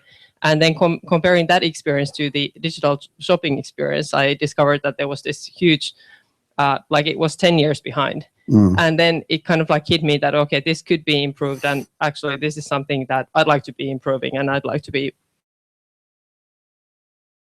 When did you start the company? I wish I could say it was just yesterday, but it's actually already been a few years. So we officially started in 2012. Okay, all right, good. Let me ask. Maybe back to Tom on this one to start with about the metrics. You mentioned that they increased revenues a certain amount. I mean, what are kind of the key metrics that people are following to judge whether this stuff is working or not? I think from a digital retail perspective, just obviously it's around traffic, it's around basket size, it's around lifetime value, it's around conversion. I think from like an omni-channel point of view, so digital and physical, I think what's often overlooked is what's the digital contribution to retail sales. And what retailers are trying to get right now is this joined up omni-channel experience. So can I start a journey on my mobile phone? Can I continue it at work and see an alert? Then can I pop into a store and pick up the product in person? So, this is what Maria was talking a little bit about, very difficult to orchestrate, but the ones who do get it right will do very well. And exactly where the sale happens, I don't think is that important. I think it's all these channels that contribute to the sale. And that's sort of the holy grail of the metric. I think it's really trying to get to that. And how about again? The life cycle issue. I mean, how fast do people need to see results with this kind of thing? Are they looking for this to give them kind of revenue boosts immediately, or 6-12 months out, or? Yeah, basically on launch, you expect to see some increase in results. So it's immediate, more or less. Immediate, yeah. I mean, I worked with a British retailer before I started with Futurice, and upon relaunching their website, they already had 50% additional sales from the redesign of the experience, better product storytelling, better transition through all the stages, all that kind of thing. And I think they're up to about 100% by the end of the year. So these are the sort of things that are possible through designing the service correctly. And I think the expectation is thing. Okay. Heli, maybe can you follow on that? I mean, how are you obviously have, how many customers at Kamppi? We have an average of 100,000 each day. So consumers, and how many shops, shop owners or shop retail? In Kamppi, we have 120, and in Sähkötalo, the block next door, 20-30 stores. Okay. So what are I know you've been doing some interesting kind of pilots with some very young companies. So I don't know if maybe you tell a couple stories around that, one or more of those. Yes, in retail business and particularly in shopping center business, the data we analyze is really old-fashioned. So basically, we measure footfall and sales, and that's just about it.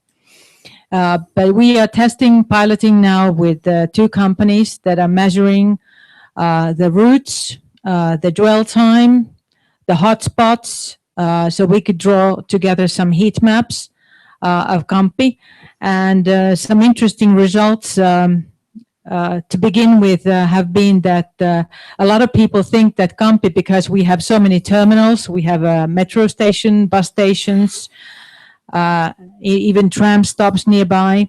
They think that Kamppi is just a place where people just run through. Just basically, our 100,000 people are not customers, but they're just trespassers. But these pilots already have informed us that the small minority is actually those people who come in the morning and leave in the evening. They are the smallest group of all our customers. Who come in the evening and leave in the evening. So people who come in the evening and leave in the evening means for us that they're not using our terminals at all. They're only using our services and retail. So I'm really looking forward to getting a lot more understanding of how people really act, how they really behave within the shopping center. And this opens huge possibilities of, let's say, us, for instance, moving one tenant from one location to another location, maybe increasing cafeterias on some floors, taking them away from another point and seeing how it affects on their routes. And of course, since in real estate business, we're only, our main target is to increase the value of the property. And the more rental income we get, the more valuable our property is. So if we, with this system, with this data, are able to say that, hey, that's a really hot spot in the shopping center, we'll just increase the rent and then we'll increase the value of the property. So it's simple business. Simple business, absolutely, at the end of the day. Jutta, how about the, oh, sorry, yes, absolutely.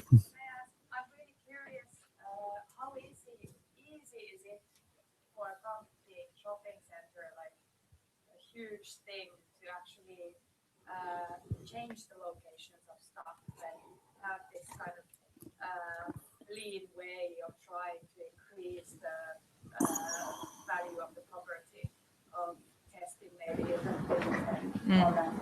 Yeah, that's a good point. It is very difficult because we have most of our agreements with the tenants are type 5 years, 7 years. But there's a really good way of solving these problems. It's called euros. Everybody wins. Yeah. Absolutely. Another over here. Oh, nice assist. Shout really loud. Hey, I have this story. I went to Stockman's. I bought this suit, right? Well, I didn't actually buy it in Stockman's, but I actually use Stockman's now as a showroom. So I walk in there, I try all the clothes on, then I go home and buy them on the internet, right, at like 2 o'clock in the morning. And I think, you know, people like Stockman are really losing out because I bought a Ted Baker suit from Ted Baker online, which was actually £50 cheaper than it was in Stockman's, and it came in a beautiful box with a wooden hanger and a Ted Baker notebook. And I'm wondering why the hell Stockman haven't kind of caught up with that kind of thing. And not just Stockman, but like why the physical bricks and mortar shops haven't really understood that, you know, the need to kind of like work based on the kind of, you know, you might just go to the store for the kind of the showroom kind of experience and then buy online. But the online experience is so much better often, you know. So it's a huge job. It's not really a question, but I guess what do you think is happening like in Finland on this? Are the Finnish retailers really understanding that people are behaving like this and they want to kind of shop like this? Well, I believe I was sitting in a seminar last Thursday, digitalist network seminar, were raising the same issue, that successful business means that you need to start serving and helping your customers, and actually you should not even call them customers, but your guests. Guests. Mhm. And those who know how to do this best are the winners. And if Ted Baker web shop does this way, then they will win the game and Stockholm will lose the game. But on the other hand, if a brick mortar store gives a better experience, better service, and treats you more nicely as a guest, then they win the business. Absolutely. Maybe Jutta and then Tom. Okay, Tom and then Jutta.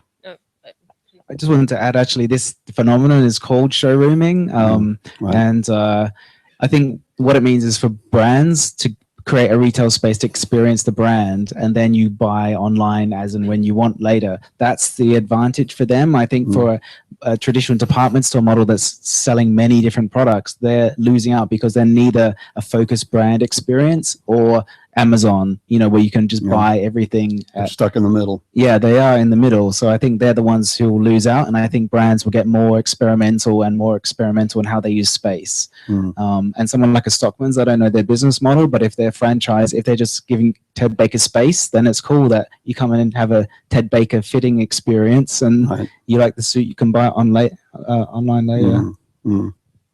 Jutta? Just take it wherever you want to take it. Yeah, well, it just got me thinking about this one discussion we had with a shopping mall center in the US about using our fitting technology as part of the solution they could be offering for their customers in the shopping mall. So at least in the US, it seems that there's a growing interest for digital solutions when it comes to physical retails, and there's a lot of thinking going on how those two could be combined even in the physical location. So I think that's just and obviously if we were to go more towards the B2B model, which we're not since we're building a marketplace of our own, that could be one interesting direction, as there seems to be demand for services that can easily combine those two, and not just omnichannel. Yeah, exactly, but what kind of like rethinking the service and the experience from completely different point of view for the physical. And those two, what we discovered with Stylewhile and our fitting room experience was that if we create a really beautiful fitting room experience, it doesn't necessarily make customers buy any more. It actually might be an kind of even preventing customers from buying, because they got so carried away with the trying on feature that they forgot about buying. So there's this kind of fine line you need to find to make it really efficient. Excellent, but not fantastic. Yeah, exactly. Yeah. Keys. Going on that point, I know Marks & Spencer's, who are big in the UK, had a demo of a mirror that showed you dressed up in the outfit without trying it on. Time for people go in there with 6 items, can't all try it on. How can the in-store experience bring digital in-store to make that experience even better? How can I use the technology? Yeah, that's a very good question. So the kind of with the shopping mall experience, what we kind of like were thinking and kind of discussing in the US, the idea was that the shopping mall experience would be taken to the customer's home on their devices with the with an app, which would be then specific for the shopping mall, and including only the products available in that shopping mall, and that kind of shopping mall experience could then travel in your pocket with the app. And then there could be like larger screens even in stores, like before you go and dive into different stores, you could just browse through products through the channels and the screens, and kind of discover what you want to be trying on and where you want to go, and kind of like make that one point of contact or finding out new things. Heli, do you want to? Yeah. Okay. Another, please. Another question. Hi. I was just wondering about the the path to purchase or the path to advocacy even, and designing services. Like, how do you choose the right touch points that you take from the physical world to the digital, and what's the sort of the design philosophy behind that? Like, what are the relevant touch points? What do you take from the physical to the digital? Maybe a question to Tom as a designer. No. Maybe I need to ask a designer this question. I'm more of an MBA than a designer. Okay. I think it depends on the brand, actually, the brand experience. I was just thinking there's 2 brand experiences in London. Actually, not one in London and one in Korea, which are 2 very different brand experiences. So now you have these like virtual stores in Korea where you can go and just like walk in a supermarket and it's all LCD screens. There's no products, there's no physical products. You just press the buttons and you go to the checkout and you pay, and you know, it's all collected and delivered to you. And that's a kind of convenience, quick, easy kind of brand experience. And it of course taps into that kind of brand. It's a supermarket, right? They're not trying to deliver anything else apart from convenience and easiness. So that's the kind of touch point that they've delivered for that brand. But then you look at somewhere like, I don't know, has anyone been to the Sampler in London? It's on Islington High Street. It's a wine merchant, right? And you know, a wine merchant, you go in there and you buy alcohol bottles and you leave, right? You buy your bottles and it takes like whatever, how long? But these guys have completely turned it on the head because they've got this kind of a little cafe in there now where you can go and sit with your girlfriend before you go out on the night, and they have these metal machines full of bottles of wine. So what you do is you take your card, they give you these special cards, and you put it in this machine, and it downloads like as much money as you want onto this card, and you can go into this machine and you can sample like 200, 300 pound bottles of wine, and you get a little bit of it. That's why it's called Sampler. So that's the touch point they've designed that they want to deliver. They want to actually bring people into their store, sit, talk, chat, drink wine, and like it's a much slower type of engagement, whereas the Korean kind of supermarket is a much faster type of engagement. And I think it depends on very much on the brand, what kind of touch point you design. Does that answer?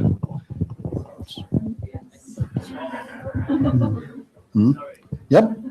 Question in the back? Yeah, I had a question actually ties nicely what just Anton said. I was wondering a little bit the social impact of a shopping mall to the city's lifestyle, because I mean, it's such a great space to bring people together, and now it's mostly about shopping and eating.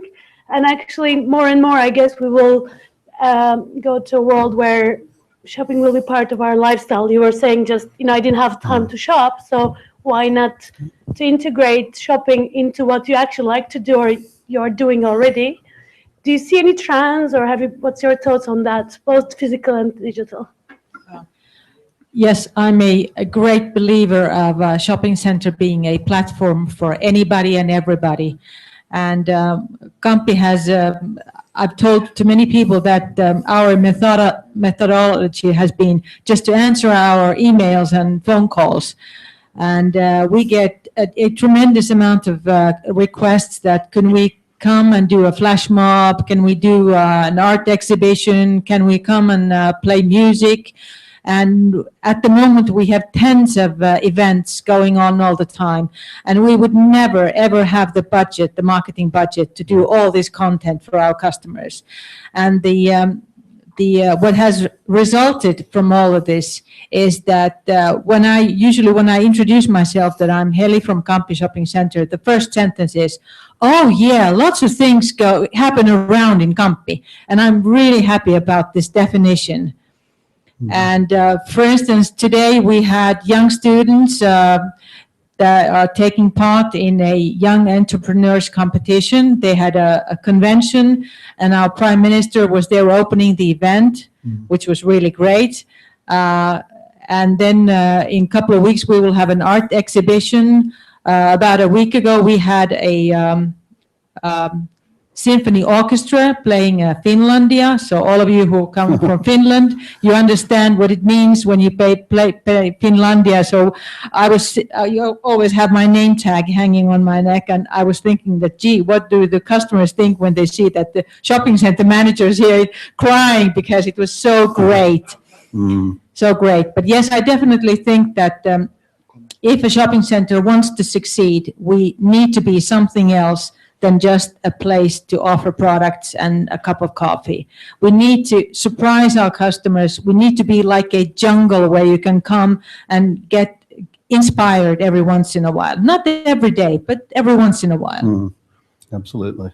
There was another question here. This is actually a comment about something I noticed in the US a couple of weeks ago about how to combine the digital and the physical store together. These stores had these like shopping continues online type of like stands in the physical shop, but also like if you couldn't find the size or the color you were looking for, the attendants helped you to kind of find the product you were looking for from the online store and ship it to you for free.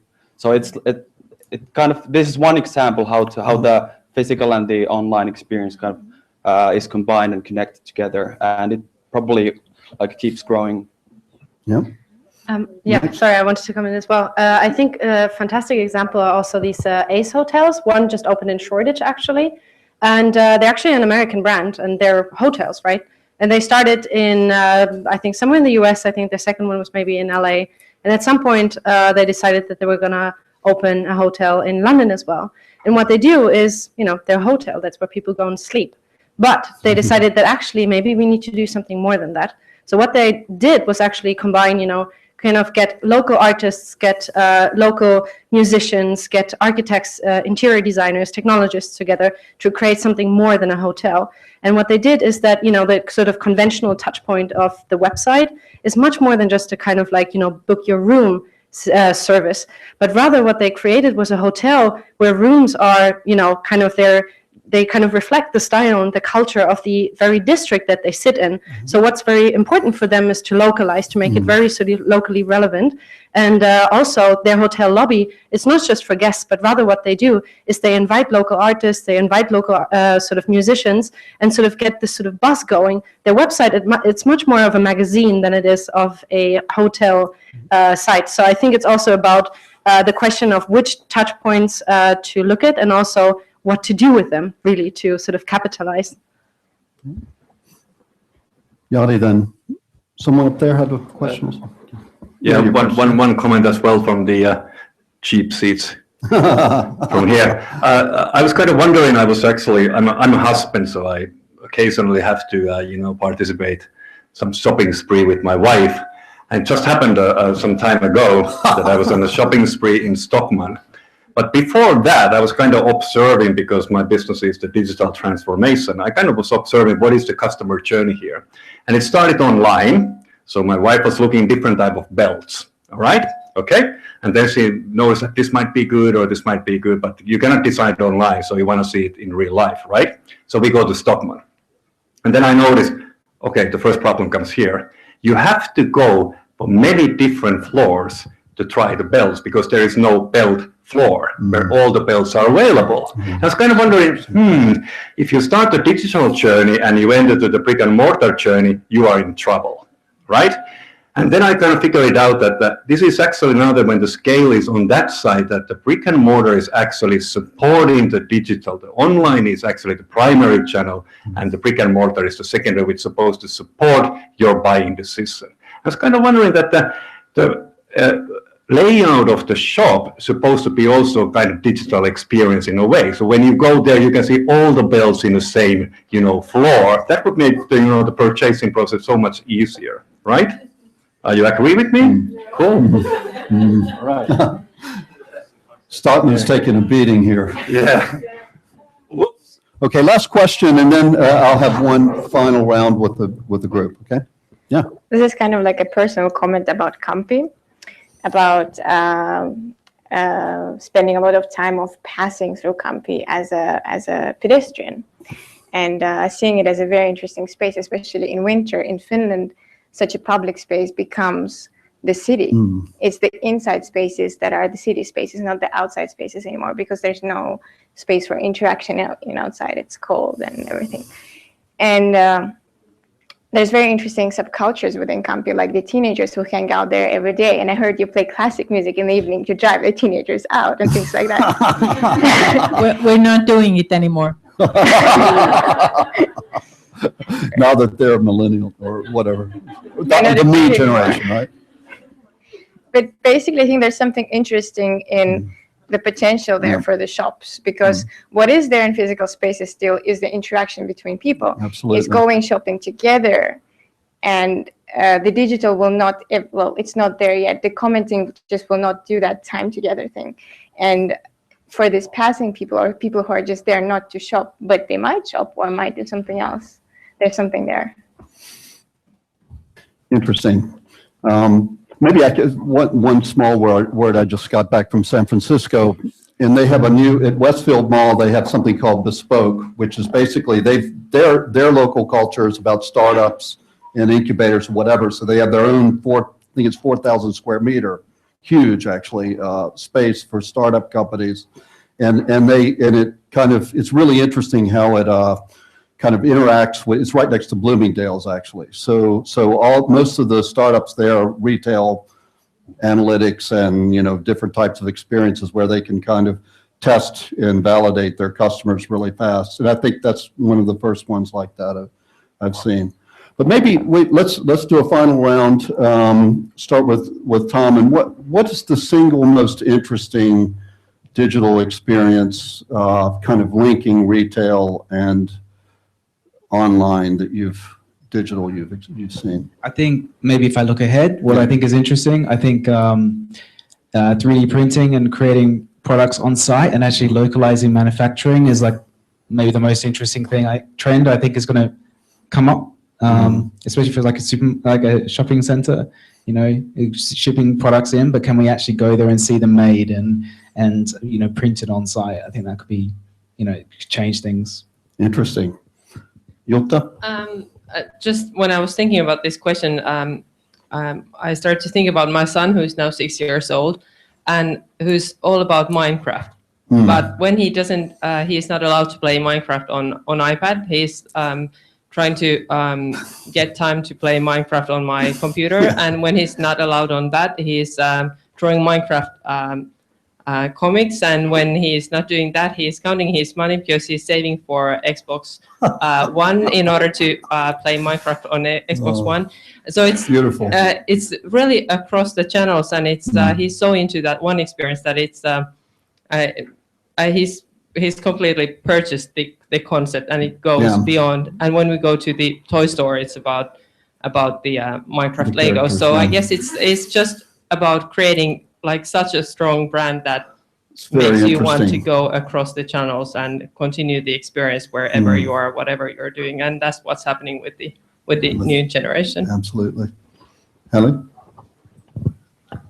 I had an example of a great marketing campaign that Coca-Cola did a couple of months ago for Christmas, where they had a spot in Lapland and children could throw snow in a box, and then they had another spot in Singapore, and when the snow was thrown, then it snowed in Singapore. And I think this was just an example of the wow effect, that you can do so many things with the digital things. But I think an equally wow reaction I got a couple of weeks ago when I heard a story of a 6-year-old boy who sat watching his first ice hockey game live in an ice hockey rink. And he sat there for a couple of minutes, and then he asked his father, "How can I participate?" And I think that sort of struck me, and I thought, absolutely. yes, this is what the customers will think in the future, all of them, not just the 6-year-old. Is how can I participate? That do you really think that I came here for 2 hours just to sit and watch? No. Wow, that's really inspiring. Great. Okay. Well, I think. Oh, yeah. One last question. Okay. This is for the manager of Kamppi. I was thinking that you sort of have a quite wide view of what's happening, and you are one of the people who sort of stand on top of something where lots of stores come in. I was thinking that what would be your advice for the stores? That what should they do? Should they do the participation, or what will be the best thing? Yeah. At the moment, when a new tenant is evaluated, we value, of course, the business idea, the store concept, and then their financial situation. But if you ask me, I would like to add one more thing, which is really important, is how strong is the digital muscle of this company. And if it's very weak, I would not take them into Kamppi anymore. But this is a point I'm still lobbying for. Okay. Do you have an advice of what the store should be doing in the digital field that somehow combines your physical space with the thing that they do outside of it? Do you make it easier for them to somehow combine, because they need to combine it in many places, but you're perhaps an important one.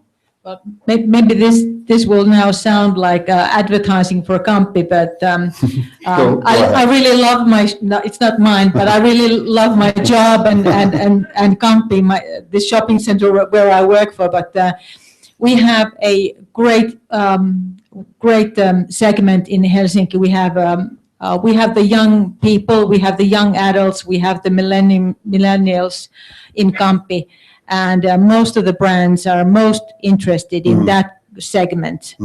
So we offer a great marketplace, and our customers are really brave. A couple of years ago, when still iPhone was not such a volume product, what it is at the moment, I think the penetration of iPhone was something between 15 and 20%. When measured through our Wi-Fi data, we noticed that 50% of the phones that used Wi-Fi in Kamppi were iPhones. So I think that was rather convincing data on the quality of Kamppi customers. Great. That they're forerunners. Great. So I think we can conclude now, but thanks so much to the panelists. Thanks for great questions. Thank you. Look forward to hearing on next.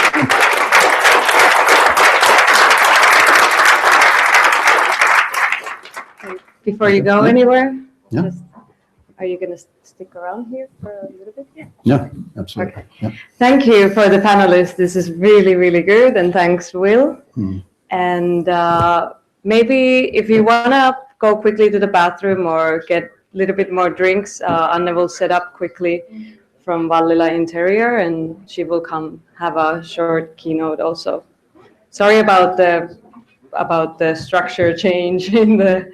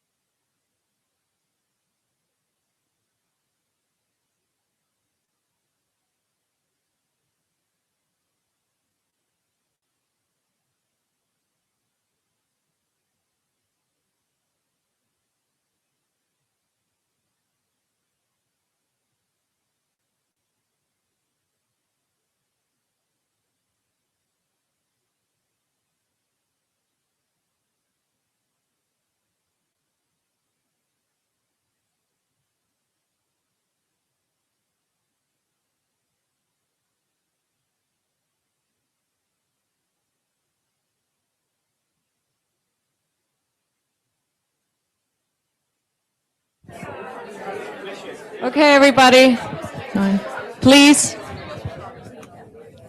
So everybody also in the kitchen, if you want to come now back, we will be starting. Okay.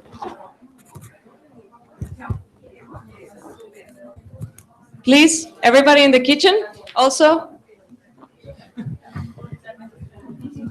So, okay. We had to change the agenda a little bit for different things, but we're here and we're having still a good time. We've been having a really, really good people talking about retail. And now we have the last one, Anne Berner, who is from Vallila Interior, and she will also talk about the same subject, a little bit of retail and design and also their her company. So she will introduce and tell a little bit more about the company and what she does. Okay, give a round of applause for Anne. Thank you, and thank you for having me here tonight. I know it's already late, so I try to be as concise and precise as possible. I come from a family business called Vallila Interior, which has been founded in 1935 by my grandfather here in Finland. And when you look at it and think back about that time, he came from Switzerland, over Estonia, landed here in Helsinki, and I was always imagining, what did he find here? He sort of he found an environment of a people which had a new independence.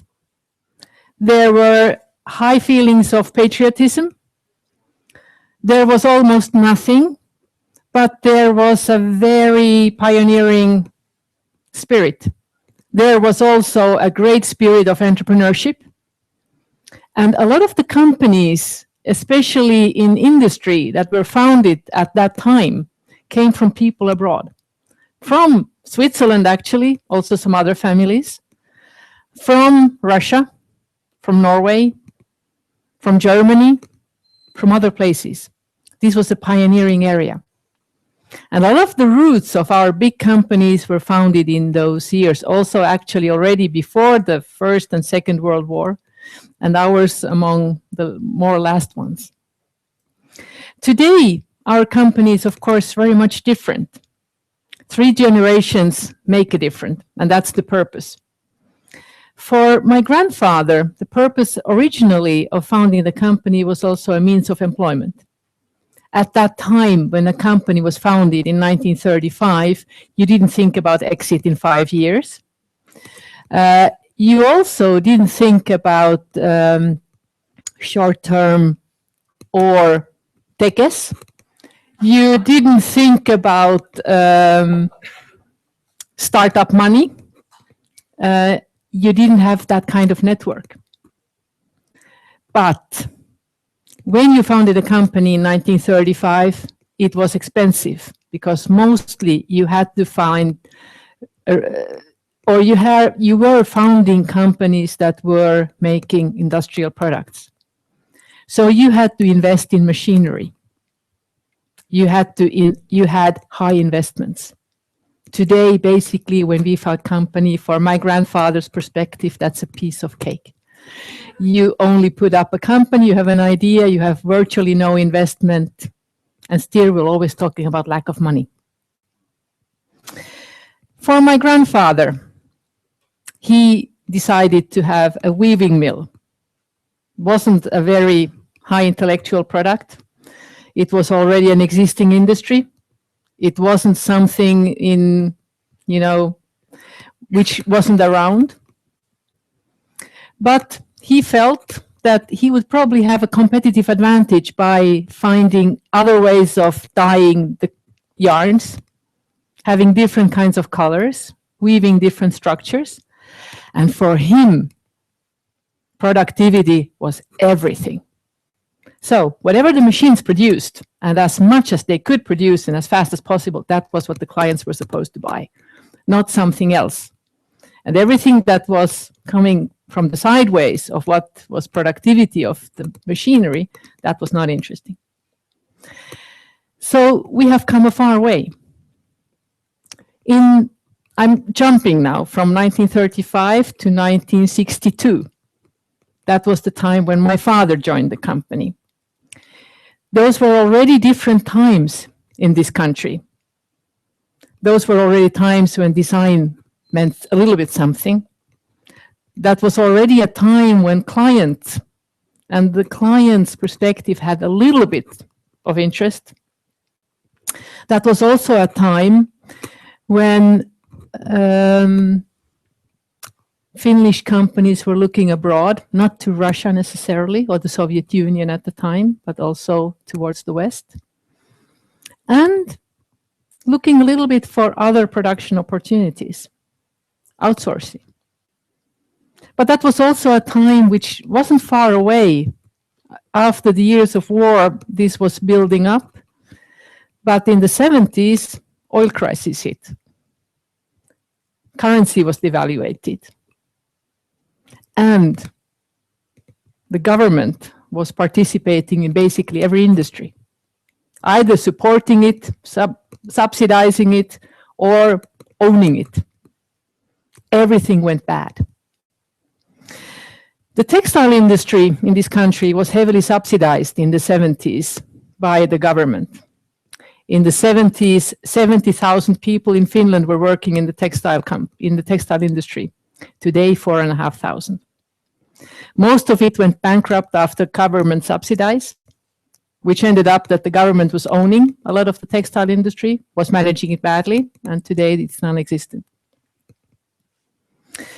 So, again, but our company decided in 1970, basically because of the devaluation of the currency, of oil crisis, but also of the opening of markets to free competition, but then also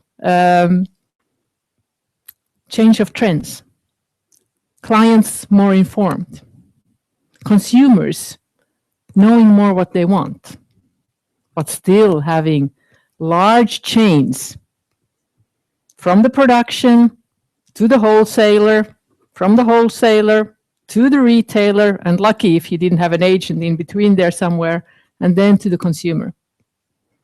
Information from consumer to production wasn't very straightforward, and there were large wholesalers in between.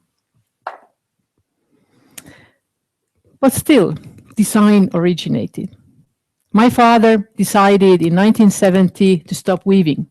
For him, it was a survival game. A company with a production came down to 5 or 6 people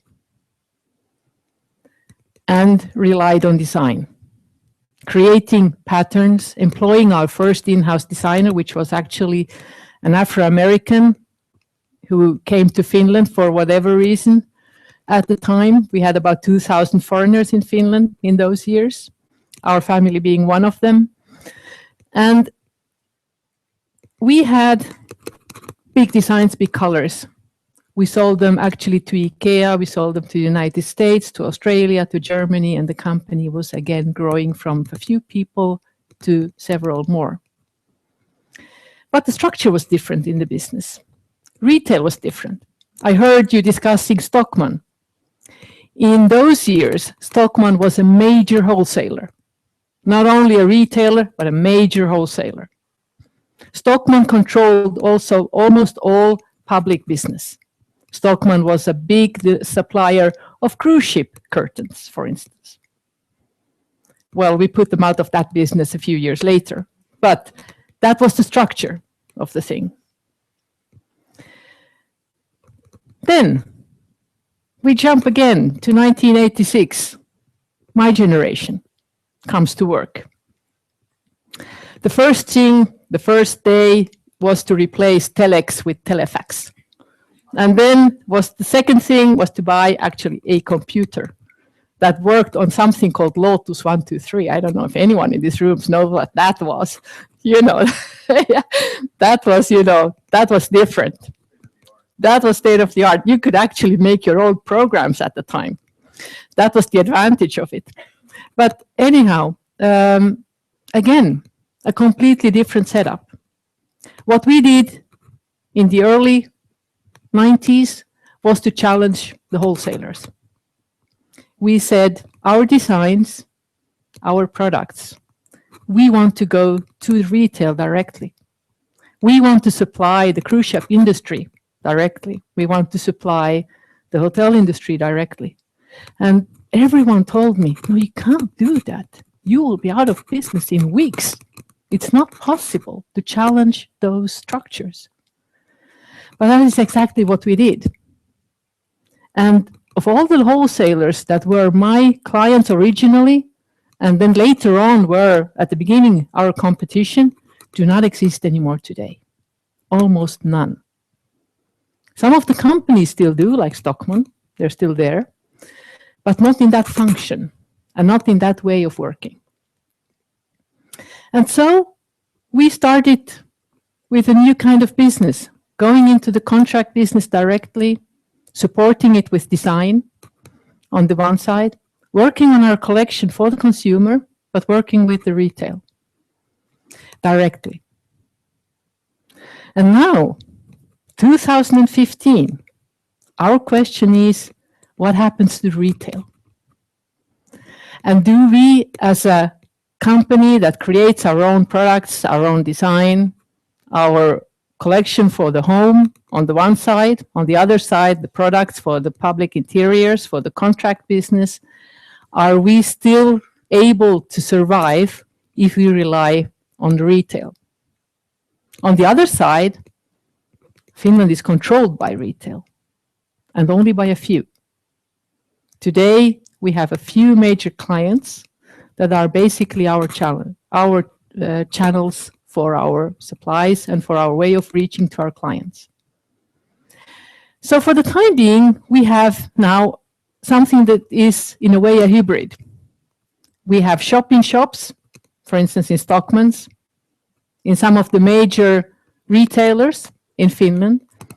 They have our own staff within those, but we are still completely dependent on that our retailer clients are able to bring in the people. How do we help them get in people to Stockmann's to the 5th floor? They come to the 1st floor, but how do we get them to the 5th floor where our products are? And how can we participate in that? And are we allowed to do that? How do we structure now our business in the future when we have a few large chains that control almost all of our retail? And how do we create demand? How do we create the demand for our clients so that they go to the retail? So, digitalization is for us an enormous opportunity. It's for us something where we can find our own channels. It's our ways of communication. It's how we brand ourselves. It's how we position ourselves and how we see ourselves for the next generation. Then again, we have to look, well, what happened to us as people, as consumers? Have we changed? We, all of us, basically are the same as 1,000 years ago. The humans are the only thing which is not really changing very fast. Everything around us changes all the time. But we still sleep 6 to 7 or 8 hours if we're lucky. We still eat. We still need our water. We still need our feelings. And we are, in all of the evolution, the slowest thing to change. But still our behavior changes. The way we act, the way we expect things. But our basic needs haven't changed. And then on the other side, we have every equipment that makes us mobile. We make very easily today, we take a stand, we have an opinion, we communicate, we want transparency, we expect fair trade, we expect good values, and we expect to be treated with respect as a consumer. As a company, for us, that's again a huge opportunity. We are 80 years old this year. We know where we come from. We know where we're going. We have our experience. At the same time, we're open for learnings. This time makes it possible for us to communicate directly, to learn, to read, and to understand. But we also see that this time is reflected by an enormous change in value. It's also reflected by different paces. At the one time, we have the enormous need to be in front of every development, to be modern, and to be online. And at the other side, we have this, or this means we have a sense of urgency, and on the other side, we have this need for patience, for understanding how we use our resources, how we are as consumers. Are we fair? Do we respect the nature? Do we respect how things are produced, and by with what values? And for us as a company, again, we can find new ways of communicating, for interacting and learning. So what we see in the future is not only that there will be a change, even if we as people remain basically slow developing in certain ways.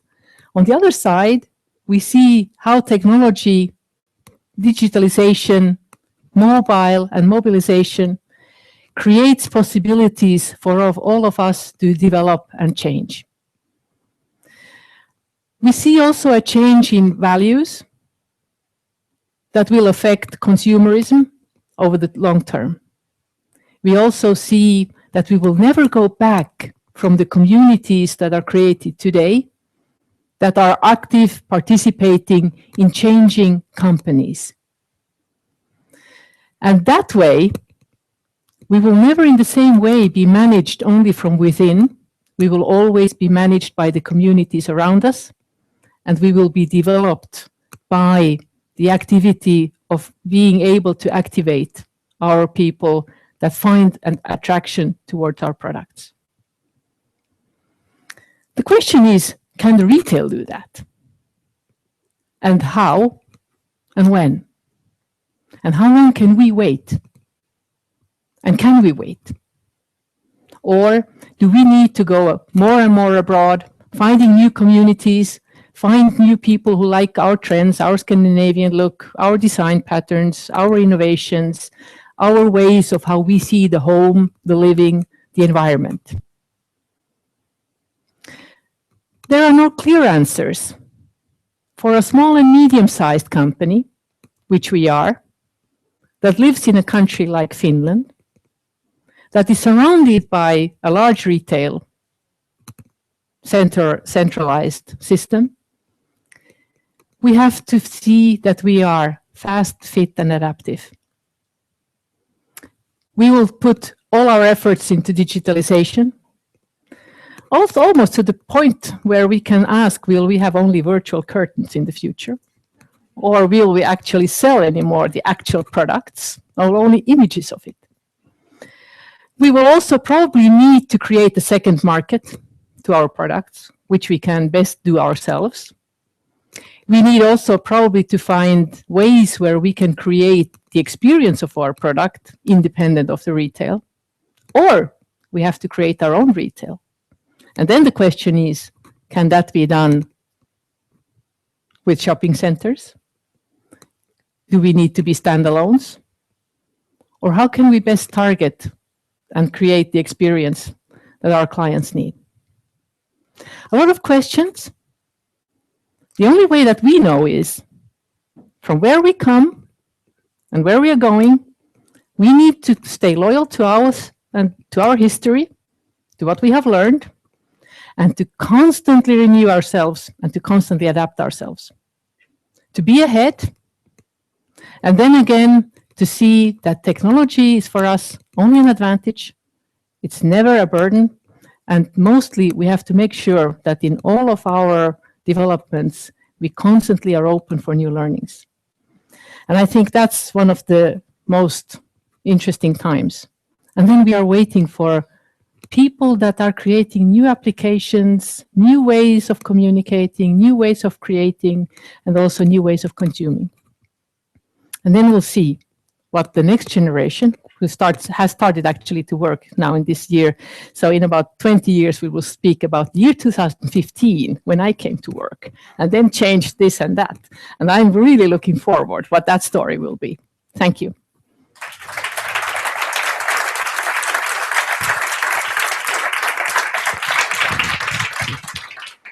Thank you, Anne. So do we have any questions? There we go. Thank you for the amazing storytelling. I always enjoy when you tell stories. Thank you. I think I come from fashion and textile background, and I've been researching that a lot. And I really truly believe that your company is something that is that has the possibility of renewing itself in a completely innovative way, because you've been doing it so many times again and again throughout the history. And I don't know what that is, and I hope I'm putting any pressure, but anyway, I'm putting hope because I think you've done you have a really amazing history, and I hope that continues. And seeing the history of textile design in general in the world and in Finland, there's a lot of opportunities of doing everything differently or everything in a completely new way. So yeah. Thank you. That's inspiring.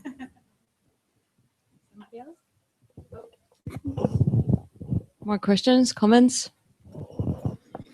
Here we go.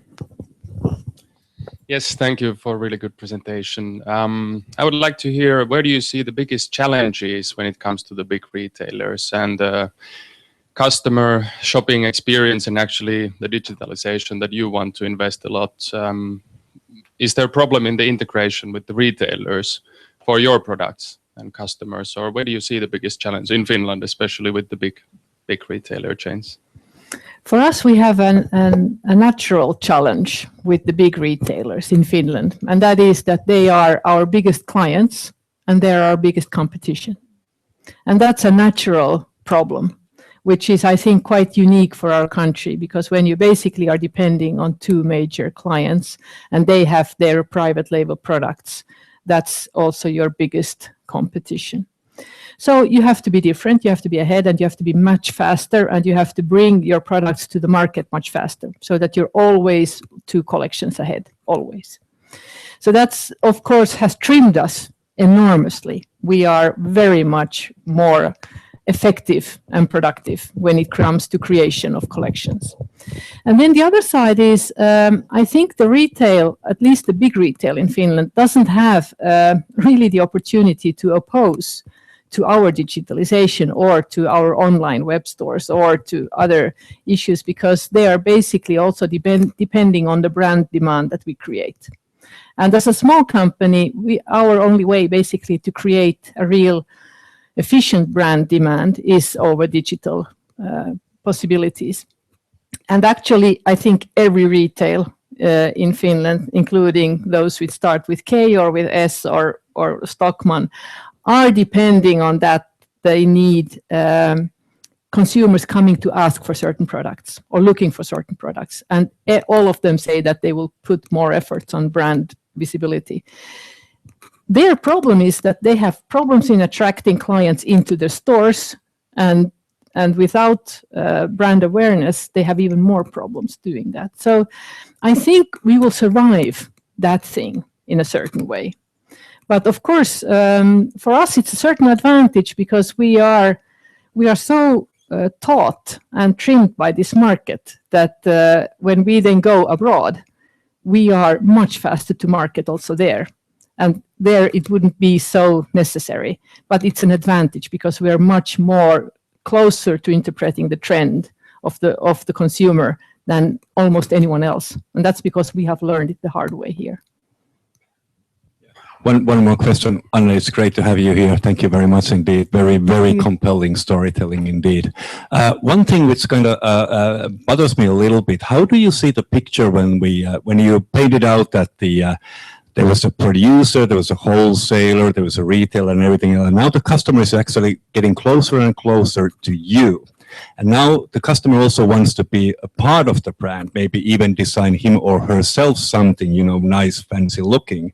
How do you see that the brands and the customer involvement itself will basically repaint the whole brand image out there? Because everybody wants to have their own brand. They want to be individual. They want to be recognized and so on. How do you see this picture? For the time being, I see this picture developing more so that the consumers that are coming closer to us as a company, they are more a part of developing the company. Co-creation and that kind of thing, actually, we don't see so much of. We had about, 6-7 years ago, we created a first ever web store, which was based only on co-creation with our clients on designs. And that was completely uncommercial. Also, the design sold nothing. So I think I think the expectation also of everyone probably in this room is that you wouldn't expect that you would be the world's best designer of your own curtains, but you would want to participate in the way the companies run from whom you're willing to buy your curtain. And that is something which we have to take much more into consideration in the future. And I think in a certain way, companies will be managed in a different way. They are more in a certain way co-managed with their clients than ever before. And that will be an interesting thing because a company with an old history like ours, which basically is already older than an existing generation. Well, we have 80-year-old people, but soon we will have, a 100-years-old company which has a certain history and a background. And then the question is, how much do you, in your time, swing around after trends, form opinion, which are not relevant, and you would never actually support those in 2 years. But as a company, we have to maintain a certain line, and we have to be loyal to where we come from and where we're going. That means that we will also put off people at certain times, in certain trends, in certain things, which will go against our basic values. And there, I will be very interested to see how we will handle that and how we will, as a company, work. I don't know that yet, but we're very feeling our way. Okay, one more question and then we'll wrap up. Zeynep. Thank you. Very shortly, I'm curious actually how you are looking for the answers. Like, did you start to hire new type of people in-house, like service designers, digital technologists, or are you thinking to change your team in order to find these answers? Yes and no. I think our advantage is that we have a certain combination. Basically, we always have had the good luck of having a family-run company in a certain way, that we always have had the luck of finding in each generation people that are very committed to run the company from the family. So the family values have been carrying very strongly. And then we employ younger generations, and we always make our shift in generations at an early stage. I came to run the company when I was 25. My father was 23, and I hope that my sons will be young enough still. They won't be 25. I'm already convinced of that, but a little bit, older, but still in a very early age. Because I think it's very important for a company to interpret the time right, to make the right conclusions, and for that you need to have a young generation understanding. So, but yes, we have employed then young people into our company also from marketing, for communications, for those kind of elements. We are too small to have a technology officer or a digitalization officer in our company. But the young people help us think, but then at the same time, we also give them to think a little bit where we're coming from. And that has been a very nice way of creating something new, which is always still on a very solid foundation. I mean, we are willing to jump, but we want to know exactly what the consequences of that jump will be, what are the risks, and how it will develop. And that's when you combine that together, I think it's quite good. Okay, so let's give a hand for Anne. Thanks. And I would ask Will, Jutta, and Heli to come here also, and Tom. So we just want to come here, please. And can you stay on, also? Just a second. So come here. I just want to say thank you on behalf of Futurice, and this has been really great. Thank you all for giving your time, your opinions, your thoughts. And we wanted to give you a small present. Let me see. Here we go. Just a little bit of chocolate and champagne. You know. So, okay, here we go. All right. Let's see. Thank you. Thank you. Thank you very much. And big thanks to Maria and Jane also, and Vesa and everybody to doing this. So good to have you here. And let's have, we have time until 9. You can have drinks. If there's any food left, you can also eat it. But we'll be closing the doors at 9. So enjoy the time. Thanks.